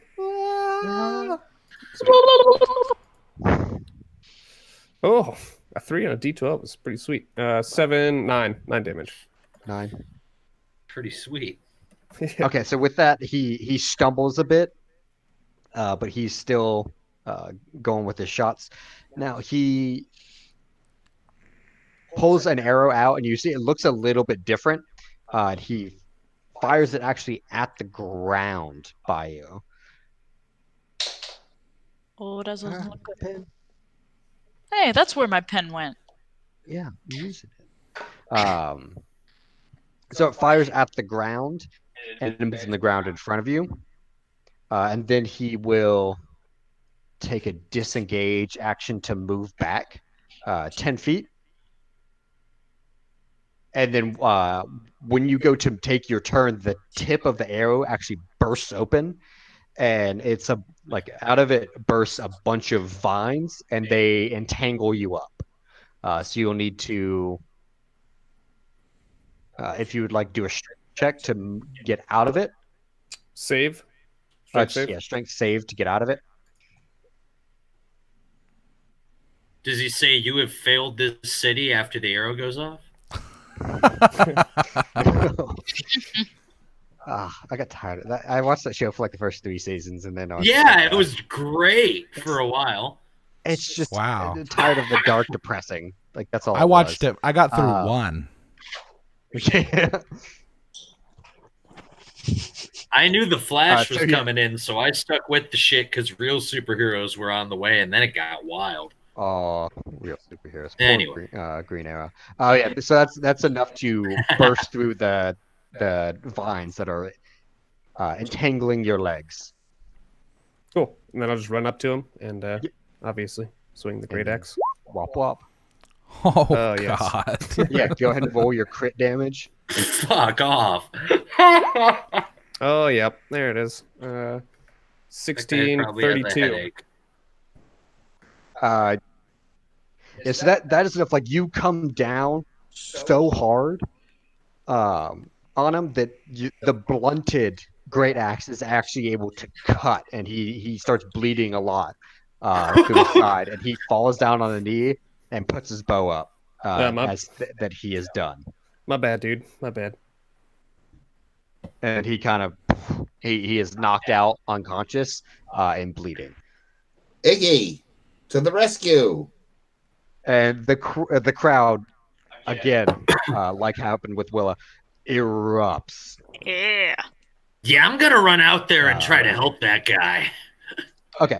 So in the mass of people, there are people that are running from the grandstand down to you, Thorntooth, and one of them includes Ignatius. Now, Ignatius is running towards the archer that you felled. Everyone else, however, is running around you, and they're like trying to corral around you and get, like they're trying to pick you up, basically, in the festivities. You can have a lot of business if Dantor wins the jousting and they pick him up. Ethan, before I help this guy, you just got a $5 tip because Ash said your beard grows an inch a week, epic level. I need to trim it up a little bit. Quarantine life, what? Yeah. How hurt? Hey, buddy, how hurt are you? Sorry, my friend hit you so hard. He can't hear you. He's unconscious. Oh, that's too bad. He's breathing and everything, right? Yeah, he's breathing, but he's just completely unconscious. I'm gonna pop a potion and dump it in his mouth. Okay. He stabilizes, but he doesn't become conscious again. And the crowd parts as officials that look, medical officials come, and they're out with like a stretcher, and they put him on the stretcher and wheel him away. Don't waste any more potions on him. He'll be fine. I think he's gonna need a potion of Tylenol. Thorntooth, you go to the winner's circle, and you win 200 gold. Sweet. And they give you 2 potions. You're not sure what of. One potion is an off-white potion with soft yellow chunks in it. Hold on, I gotta write this down. Okay. And the other potion is a vibrant red potion. Cool. Do you want me to look at them, thank you. Tapas? Yeah, that'd be perfect. Here you go. And I hand them both to him. Arcana and an Arcana. Okay. So you're able to identify both of them. They are rare combat potions that you have really only heard of in studies. The glowing red one is called a Potion of Wrath. That's WROTH. And when you imbibe it, For 1d4 plus 2 turns, you gain 1d8 bonus damage per attack, and you must use your action to make a melee attack against a randomly determined creature within your reach. If there is no creature within your reach, you move towards a creature and attack the nearest creature. Okay, that's great. You said 1d8 without harming yourself. Yeah, it's a d8 bonus damage per attack, and you have to attack the nearest random creature, whether it's friendly or not.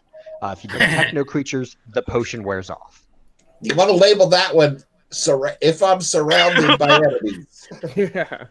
All right, so yeah, you will keep attacking until you're either unconscious or the potion wears off. Okay. That's a frightfully long time period.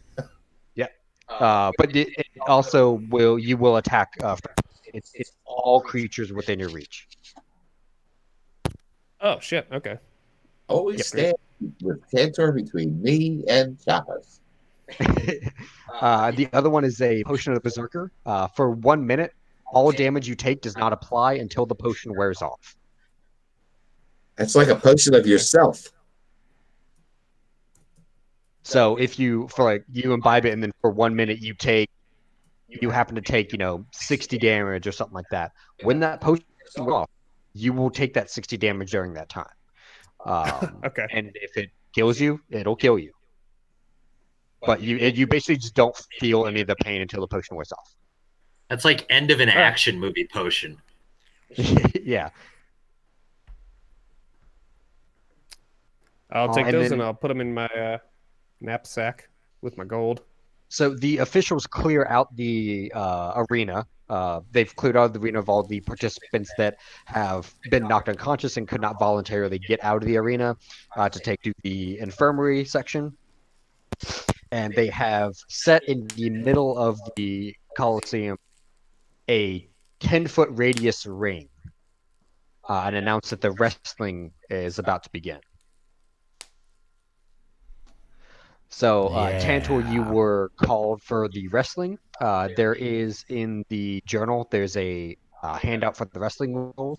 So the rules of the wrestling, the area is a 10-foot radius circle. If during your turn you move more than 5 feet, you lose a point. There are no weapons or magic. Each round is over when one combatant scores at least a point. For 4 points wins. Okay, how do you score a point? Knocking an opponent prone. Knocking an opponent prone is 1 point. A pinned opponent is 2 points. And knocking an opponent out of bounds is 3 points. Oh, sweet. So each round, each combatant will roll initiative to see who goes first. To throw an opponent, you must use the shove a creature action to knock them prone. To pin the opponent, you must do a grapple check. And the following turn, the opponent must fail to break the grapple. And to shove an opponent out of the ring, they must be adjacent to the line of the ring. And you must use shove a creature action to push them out of the ring. Okay, cool. Let's go. Let's do this. Yep. So your first opponent that you go up against is, and this is rare for you to see, a fellow Loxodon. Interesting. And he kind of wraps his trunk around his neck, cracks his knuckles, and sets up in a stance. So we'll go. I want to ask him. I want to ask him in Loxodon if he has heard of the Menodon army. What?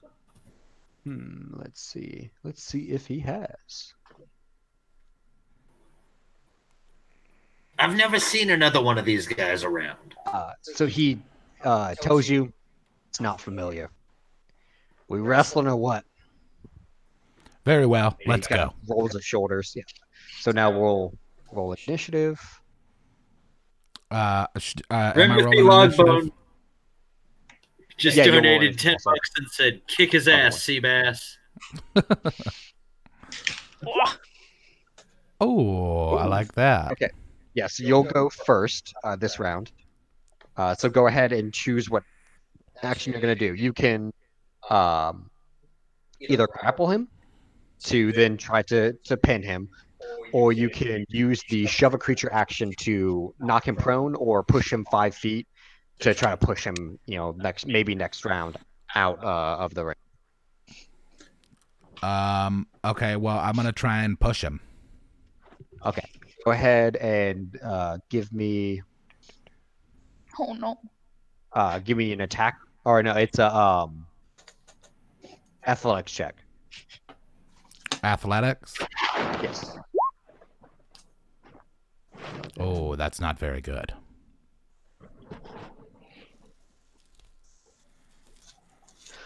So you kind of do coming from a low stance, pushing up into him, and well, it's not like hitting a brick wall. He seems like he's matching you in your push, and he's holding there. And then it is his turn, and he's going to try to turn your. While you're pushing in, he's going to try to slip one arm over, like to the back of your neck, and grapple you. In kind of a kneeling position or kind of a bent over position. Like a headlock?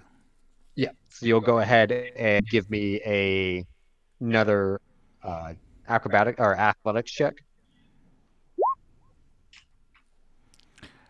Really? With the 11s? So he Dude, make a wish. successfully locks his arm in and has you in the lock.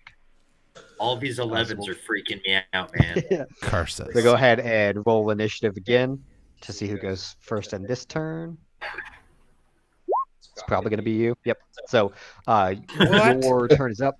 Dun, dun, dun. This is my punishment for writing that joke into the series. I'm having a panic attack right now. So to escape the grapple, you would need to succeed on a athletics check, contested by his athletic check to break the grapple, and you can use your action to do so. Okay.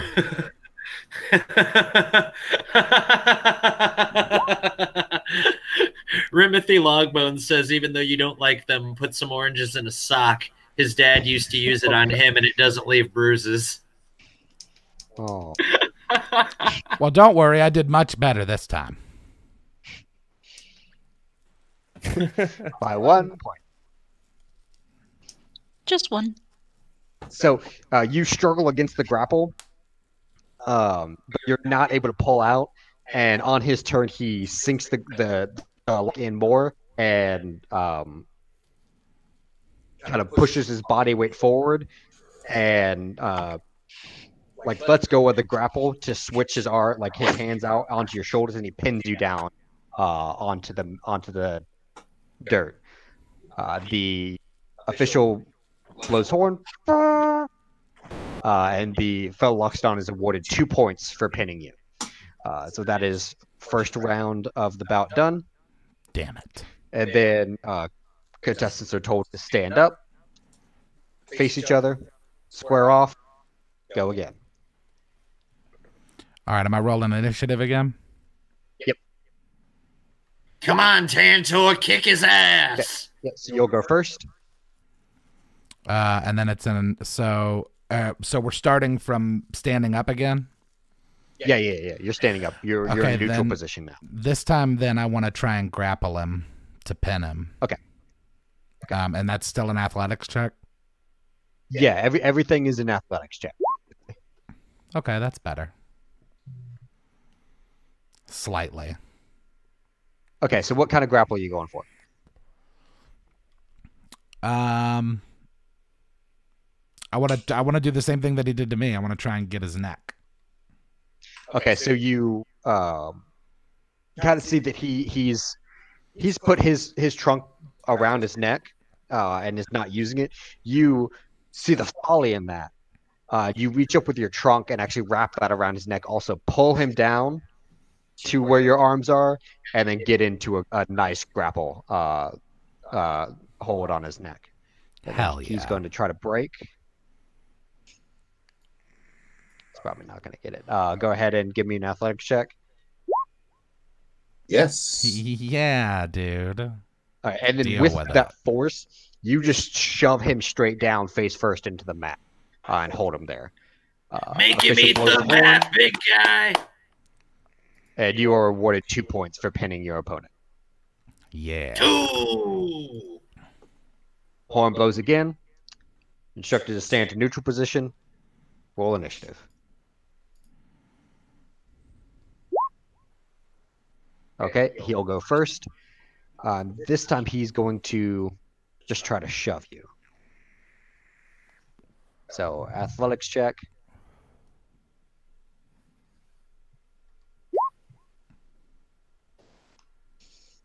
Haha.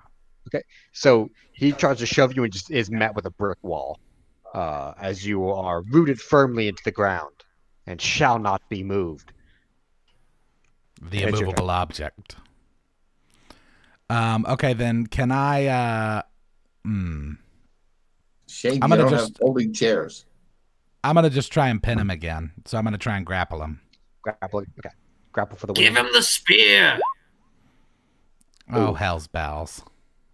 You just grappled yourself, Tantor. Yeah, so he slipped out of it as you're going for the headlock again. And he's going to go shove you down. Shove you down. Give me a athletic check.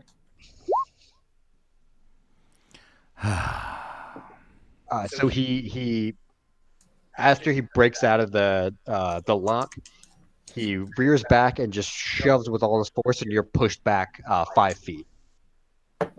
So you're 5 feet closer to the edge of the ring. Okay. Then it's your turn. I'm going to try and grapple him again. Okay.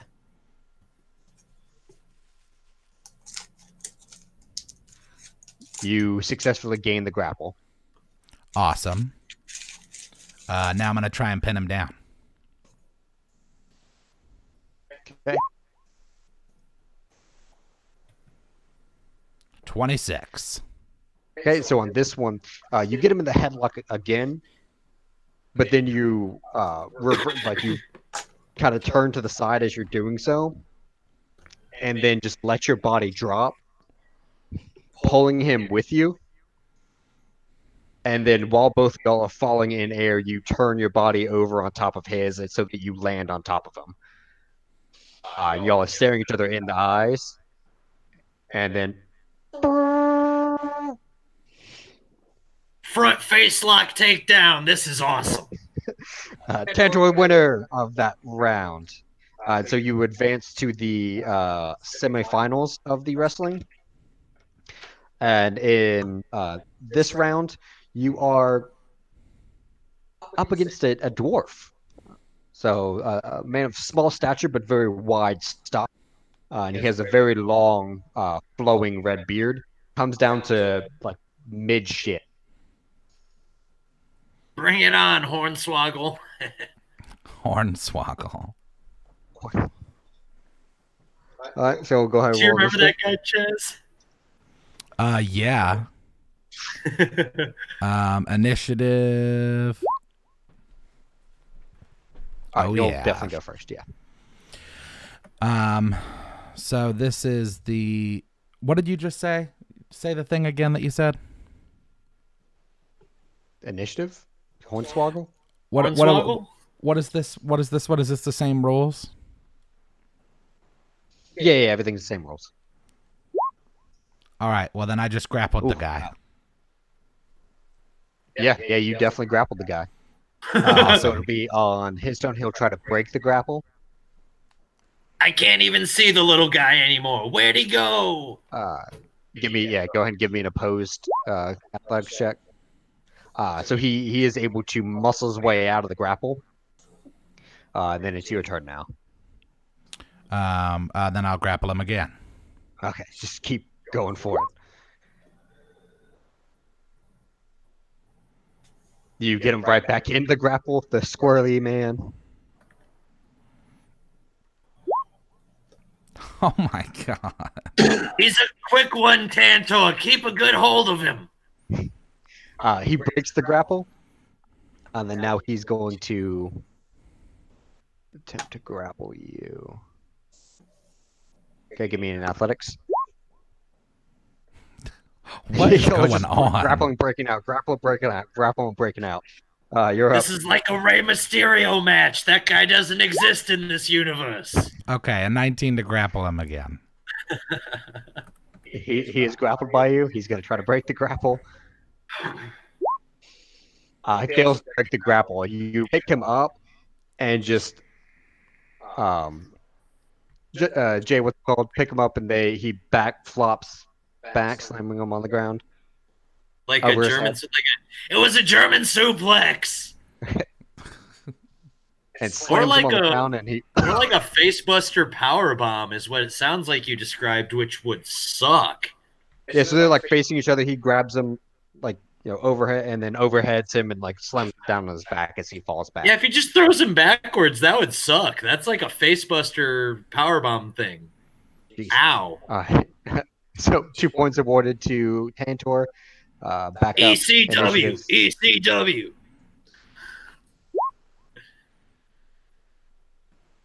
Okay, you'll go first. I want to try and push him this time. Okay, do a 5-foot push. How many 11s can be rolled? Is the question. We'll know soon. So flabbergastingly he with such small stature, you feel like you get a good vantage point to shove him, just push him right over, and he holds firm like a brick wall. Now he is going to attempt to grapple you. Go ahead and give me an opposed grapple check.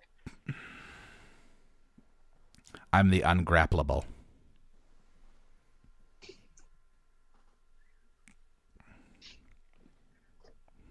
So he actually gets the grapple. Oh no! Go ahead and what he's going to try to do is while he has you grappled,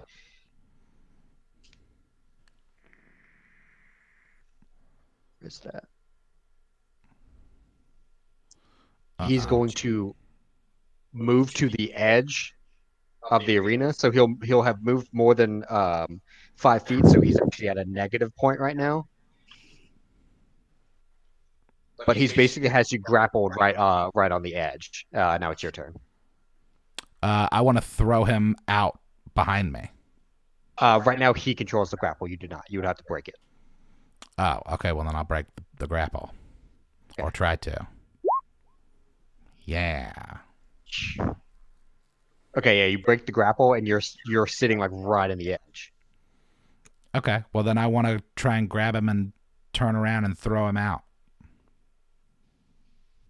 Okay, go ahead and make me an athletics. Okay. So what's actually going to happen is he has you grappled. He's moved you towards the edge of the ring. And he goes, you feel him starting to let go to shove, just do a little shove, like a little hip shove, to push you out of the arena. And you take the opportunity as soon as his arms, like his grip lessens, you sidestep around him, step behind him, and then just bump him with your back out. And he face plants into the dirt outside of the ring, awarding you 3 points, which is more than 4. Now with your other 2 points, and you are the victor of that round, which will put you in the final round of the wrestling competition. You are up against a jacked beast of an orc. You actually recognize him as the same orc that was in the archery competition final with Willa.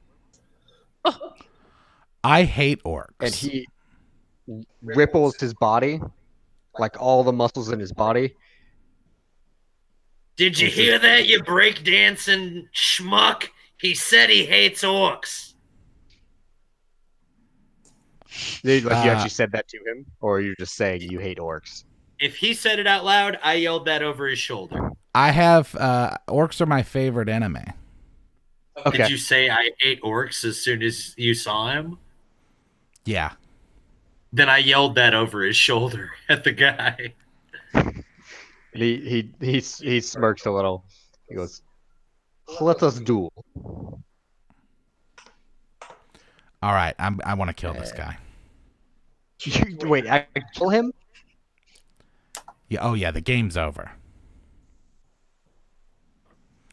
Orcs killed my family, bro. KO. Initiative. I mean, I'm gonna watch and see what happens. You got the initiative.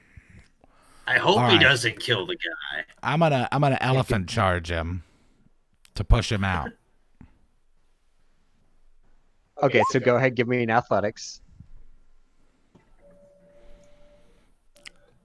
25. So you're just going for a 5-foot pushback? Yes. Okay, so you're able to you get a shove and you shove him back. And he goes, "Oh, elephant has teeth."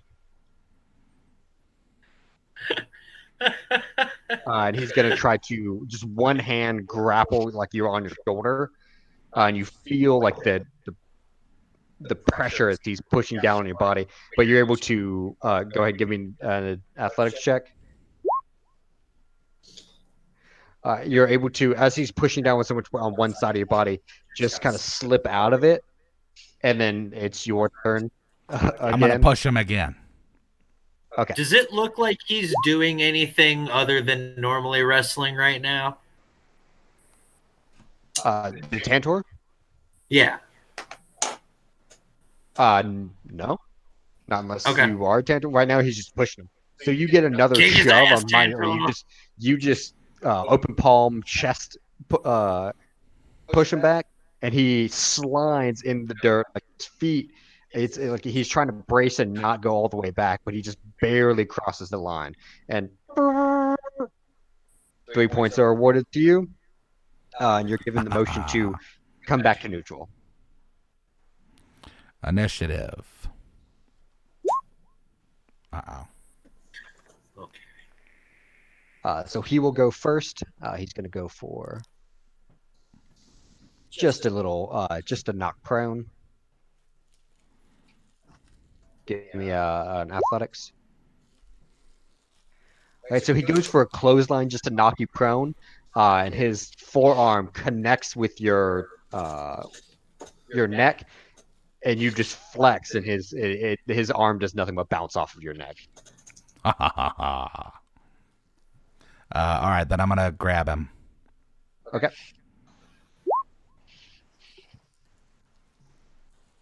You get the grapple. And I want to do a hey, what's the Triple H finisher? The pedigree? A pedigree? Yeah, I want to do one of those. Hit him with a sledgehammer first. I don't actually say that. That sounds awful. Oh no. Hey, you put him in a powerbomb position, and then you grab both their arms and pull them back in a double underhook, and then you just drop them on their face. I got the powerbomb, but the double underhook, yeah. You pull their arms back so they can't cover up with them. They can't break their fall with their arms, and then you just drop them on their head. Well, you go to get that, and as you're putting him into the powerbomb position, he is able to actually continue flipping, and he flips back onto his feet out of the grapple. And then he's going to, again, try to just clothesline you prone. Give me an athletics check. Yeah, no.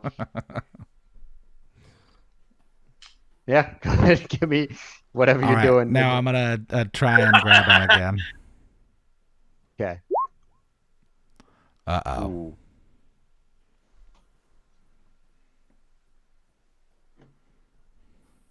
So surprisingly, y'all are both like grappling against each other, and neither of y'all get grapple. And then cool. Again, he's just trying to he's going to come with his other hand. He's going to try to just grab the back of your head and slam you into the ground. Nope. His hand. This is going right great. You need 1 point. He needs all the points. You're just like not getting anything. I just tried to grab him again. You get the grapple. Oh, cool. Then I'm going to try and pin him. Okay.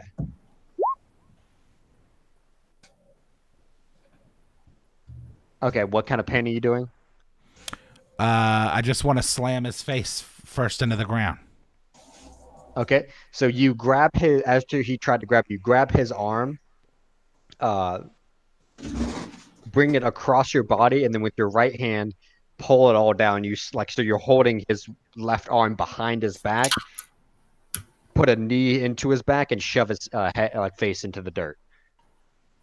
And you are crowned victor of the wrestling competition.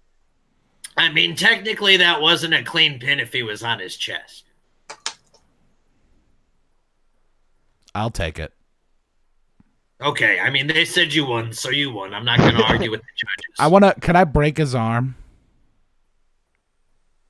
You were instructed in the rules that no lasting injuries were to be done. So, I mean, you're free to do what you want, but do know that if you're caught doing it, you will be disqualified from the competition, giving him the victory, and could possibly also be disqualified from the jousting competition. Okay, well, I'm chaotic good, so I'm not going to do that. I'll just take my prize. Yeah. So you will get 100 gold, and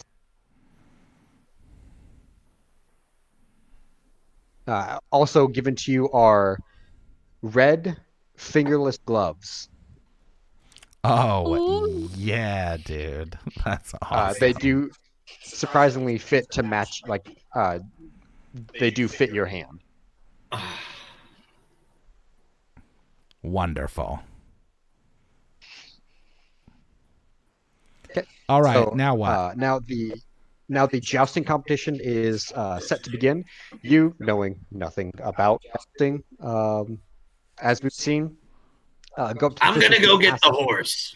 Okay, so you go get the horse, and the jousting rules are in your journal, but there's it's a lot. So basically, how the jousting works is there are 4 rounds of called tilting. So you get ready, start your charge, tilt lance in, and it is 1 pass per tilt. It is the whoever has the most points after the end of 4 rounds wins and goes on to the next round. There is 1 point for hitting, 2 points for shattering the lance. Unhelming your opponent gives 2 points, and unhorsing your opponent gives 3 points. Now, if you both shatter the lance and unhorse your opponent, you don't get 5 points. It's just the most you would have scored at that. So if you unhorse your opponent and shatter the lance, it's still only 3 points. Also, it looks really cool. If the score is tied after 4 rounds, the combatants dismount and fight until half health. Okay. Magic cannot be cast on the opposition's jouster or entourage, and only 1 potion may be drank once while you're in the list. So you can only do one potion 1 time during the entire bout. But just magic cannot be actively cast.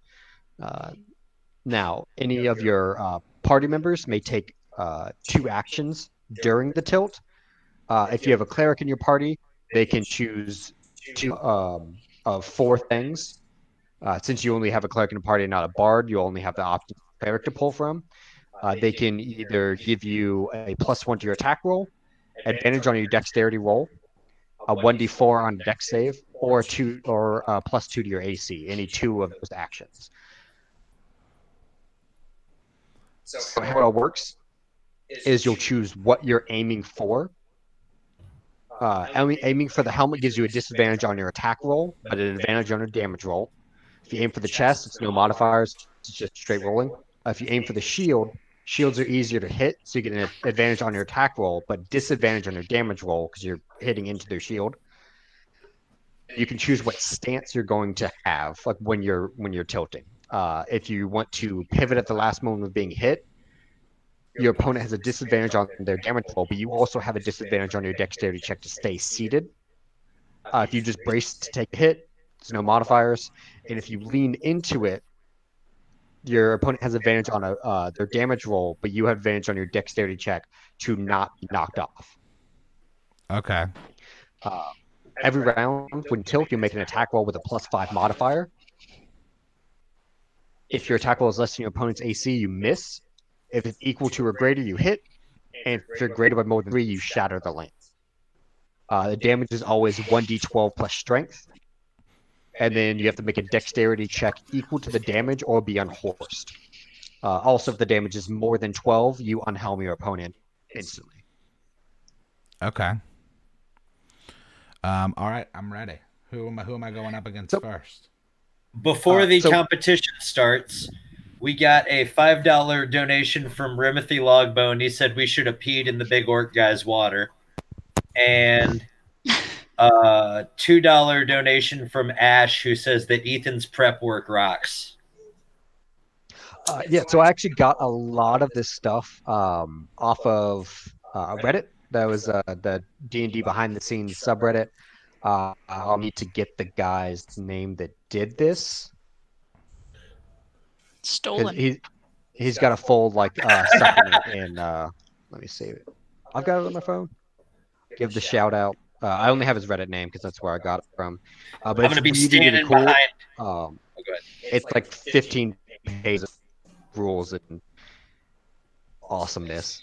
I'm going to be standing behind Tantua, rubbing his upper thighs because that's all I can reach on that tall bastard. You're going to do great, buddy.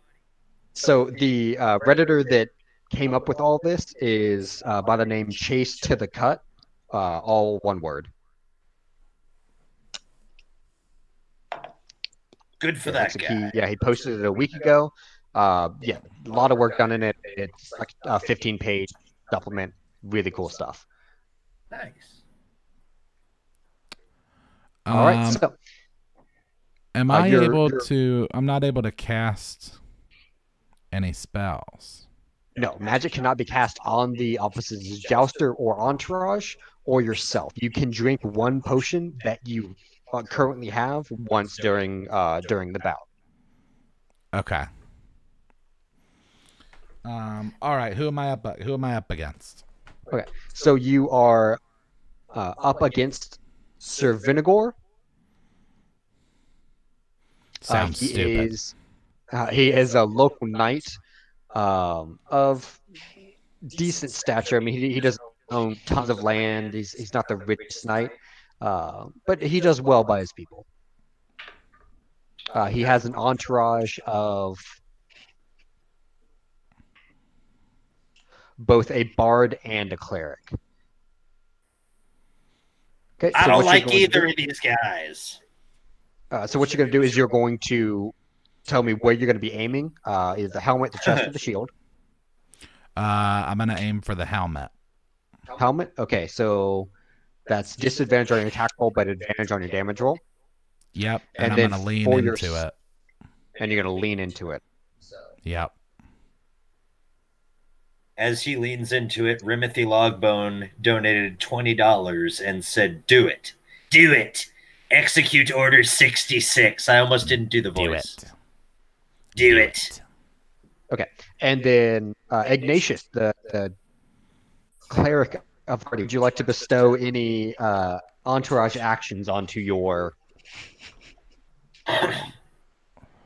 companion? Yeah, would you? If you look in your journal, you should be able, under the joust rules, at the bottom, you should be able to see the 4 that you can pick from. I am going to do that because I didn't realize that those were down there for me to help with. I am going to... Keep in mind, I'm going after the helmet, which is a disadvantage on my attack and advantage on my damage. And I'm leaning into it, which is an advantage on the opponent's damage roll, but an advantage on my dex check to stay on the horse. I'm going to cast... Oh, I can take 2 actions. 2, yes. Oh, neat. Blessing of the Forge and Enhanced Ability, which is the +1 to attack roll, and I'm going to make him gain advantage on his dex roll.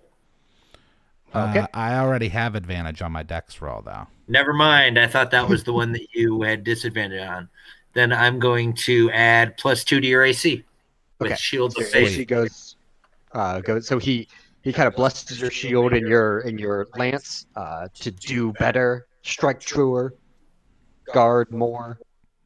Guard See, bigger, that's a lot of fancy talk that I'm hearing from the gods. But what I'm doing basically is I'm giving you some juju to make you do good. Okay. Sounds good to me. Okay. So you're welcome. So, It's the juju. Now with all of the preparations and your strategy set, the flags have been removed, signaling that you are free to tilt when ready. You see Vinigor immediately takes off down the list, and as soon as he meets where the list is, brings his lance to the ready. Onward, So you'll Sassafras. Go. Go ahead and give me an attack roll with a +5 modifier. +5 or +6? Don't I get a +1 from Jay? It'll be 6 more. Yeah. Okay. But I roll with disadvantage, right? You're rolling with disadvantage, yes, because you're aiming for the head. So another roll d20 +6. Oh boy. It's a full attack roll, so it's like your regular attack roll, but you didn't have an additional +6 to it because you're hitting a target that's moving in a straight line towards you, so it's actually easier to hit. Oh, it's an additional. Income. Yeah, you make regular attack roll, but just with the +5 modifier. Oh, now you're not proficient in lances, so you wouldn't add your proficiency bonus, so just your strength D12 and then the +6. Strength. Oh, for the damage. Yeah, so no, you're making an attack roll, but without a proficiency, basically, but then a +6. Sorry, it's explaining that wrong because you're not proficient. So I should roll my just roll like a strength attack. Yeah. So you do a 22 or a 20 plus, your strength plus right now 6. So 28. That will definitely hit. Yeah. That'll actually be enough to shatter the lance. So you come in, you sight in for the helmet. You see at the last second he does lean into it, and so it snacks back his helmet. Lance shatters. You don't feel any pain on you. You think he missed. Go ahead and give me an attack roll or a damage roll, and you actually have advantage on the damage roll.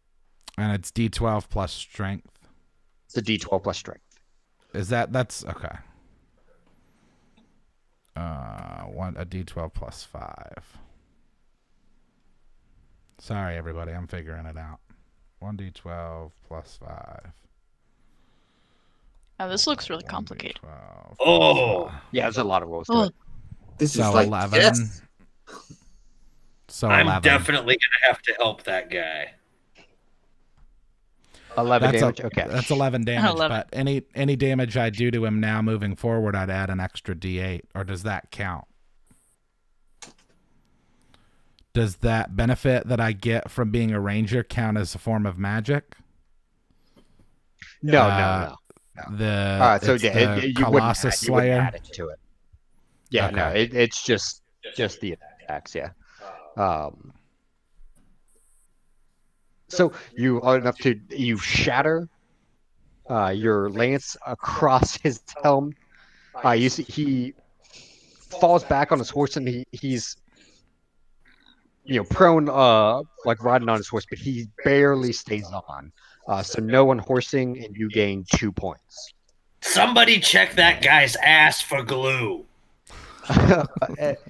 Then he comes around back into with his entourage. His entourage pops back up. He did actually miss you. You will need another lance. So Ignatius hands you another lance. We'll do the whole process again. So Ignatius, whatever blessings you want to do, and then Tantor, whatever aim, stance, and all that you would like to do. What are you going for, big guy? What are you going to try to hurt on him? I'm going to go for the chest this time. Okay, so no modifiers at all? Correct. All right. And what stance are you taking? And I am going to. I'm gonna just brace. Okay, so no modifiers anywhere. Right. And then Ignatius, are you giving any blessings? I'm gonna add 2 to his AC with the Shield of Faith again. And I'm going to do the same thing again. I'm going to give him a +1 to his attack roll. That seems like it's going to be useful. All right. All right. So and then it'll be my strength roll both... +6. Yep. And both of you are able to add each other. 31. That's definitely enough to... Well, then. All right. Yeah, go ahead and do your damage again, and you aimed for the chest, right? Yeah. Okay. It's a D12 +6. Yep. Oh, sorry. It's just 7. Yeah, I was rolling just disadvantage and advantage. Yeah. Take that, foul beast. Okay. So you again don't feel anything. You're thinking this jousting thing is really easy because you don't think you've been hit yet. You haven't felt any pain at all, but you do remember splintering and shattering your lance so much that you don't even have half a lance anymore. You're just after you make your pass to come back around, you're just holding the handle of your lance. Ooh. Surprisingly, somehow. So Vinigor is still on his horse. There is definitely adhesive on his posterior. What is going on? All right, round this makes no sense. How many points do I have? 4? You have 4 currently. Okay, cool. And he doesn't have any? He has none. He has not hit you. Okay, then I'm going to go for his helmet again. Okay. And then what stance are you going to take? Lean into it. Okay. And Ignatius? Same thing. Okay. There's your shield, there's your spear, your tuffa, and you hit hard. Pop, pop, fizz, right, fizz. and... Oh, what a relief you are. So what is your what's your AC now? +2 to whatever it is. 19. 19. Okay. And Sassafras is doing well. Go ahead and make as well, correct? Sassafras is seen a little spooked from all the shattering lances and noise going around. But she's doing her job. I'm going to give her a pet up as high up on her haunches as I can reach. 27. Yeah, can I give the horse a pep talk and like tell it it's doing okay? You're doing great, bro. No, it's like since it's nervous, it's very tense. But it's also got this giant elephant on its back telling you what to do, and it's not gonna try to say no to that. Fair enough. Does the horse have stage fright? A little bit, yeah. Oh man, it's got 1,000-yard stare going right now. This is Sassafras' big debut. You went with the helmet shot? Yeah. So that'd be. So it's a 16 in total. Oh yeah, so it's a 16. Okay, so you aim for the helmet, and you see as you look like you're striking true, but at the last moment he leans his head back, and your lance misses, and you feel a shock in your left arm, and you look down and you see that there is a dent in your shield, as he did make contact under your shield. Oh no. Am I crazy? Am I the only one who thinks that there is sap on this guy's gluteus? He should be off of his horse by now. Go ahead and give me a dex save. Uh-oh. That's good. You're good. You made the save. So okay, it jarred you a little bit because you finally got hit. and you missed. You don't miss. But it does not look like he shattered the lance. He just dented the shield a little bit. All right, so this will be final round. Points. So Vidigor 1, Tantor 4. Tantor, he's our man. If he can't do it, Vinegar probably can't. I'm gonna go for the chest and brace again. No mods. Okay. And then he is going to. Yeah, he's trying to get you off. What are you doing, cleric? I'm upping all of your decks since that is helpful on this one, and it will make sure you don't get hit very hard, I believe. So the advantage on dex and the gain D4 to dex. Yep. Oh, he's just trying to make sure he stays on. I do not want him to lose points on this final round. I'm trying to keep you on the back of that horse. Sassafras, don't let me down. Willa, come here. Translate. Sassafras, don't let me down, okay? I want you to make sure that this man goes forward. All right, I'm actually going to try to translate that for him.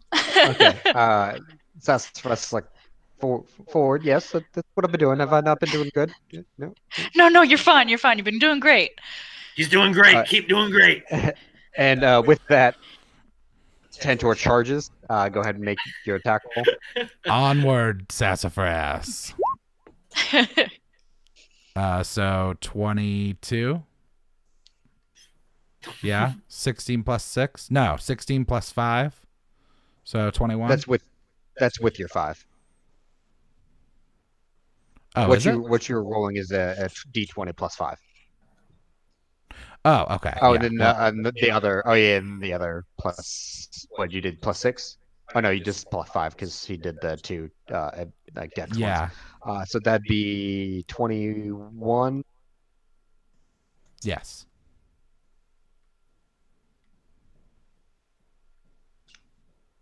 Okay, so that will hit. Go ahead and give me your attack or your damage. D12 plus 6. 9 damage.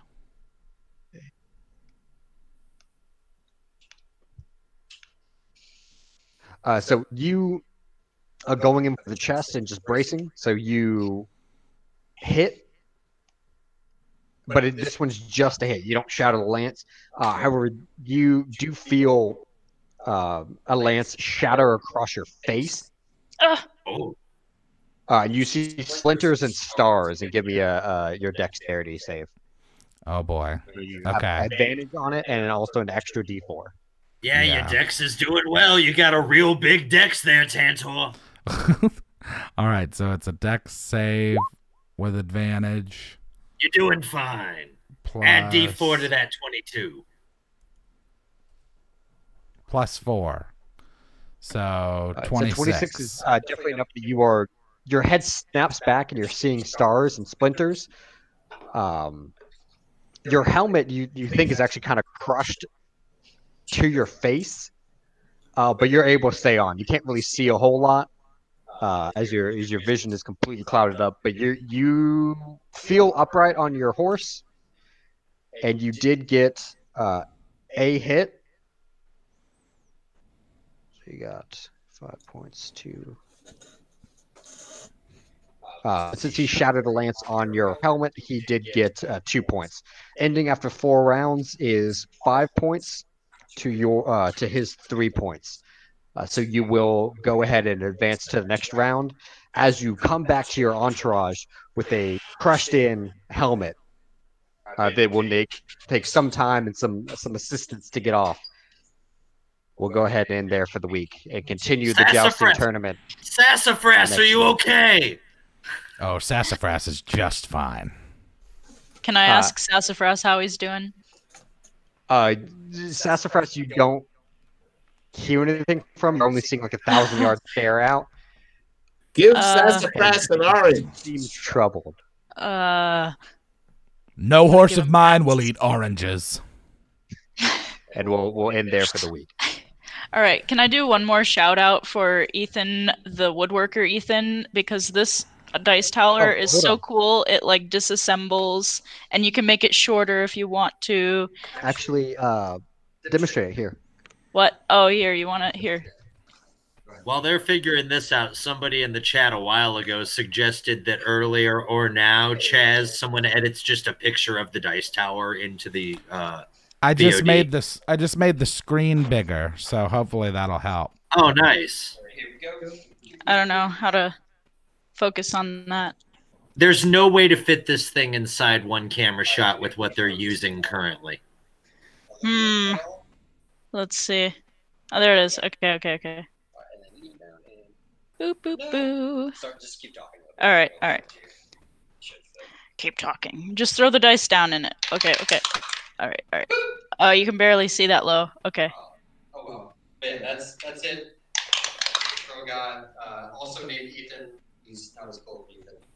Ooh. And again, that's at Ethan_Goldfish. Yeah. All right, go ahead and send us off, Chaz. All right, everybody. Thanks for hanging out. We'll be back next Wednesday at 8 p.m. Eastern. Same bat time, same bat channel to play some more of our 5e campaign. Thank you for all of your contributions. Oh, and by the way, I just want to give a quick shout out to Kraken Dice because they sent me a bunch of cool stuff, and it's awesome. I'll talk about that more later, probably. But anyway, y'all are awesome. Thank you for coming and hanging out, and we'll see you next week. See you next week. Bye, guys.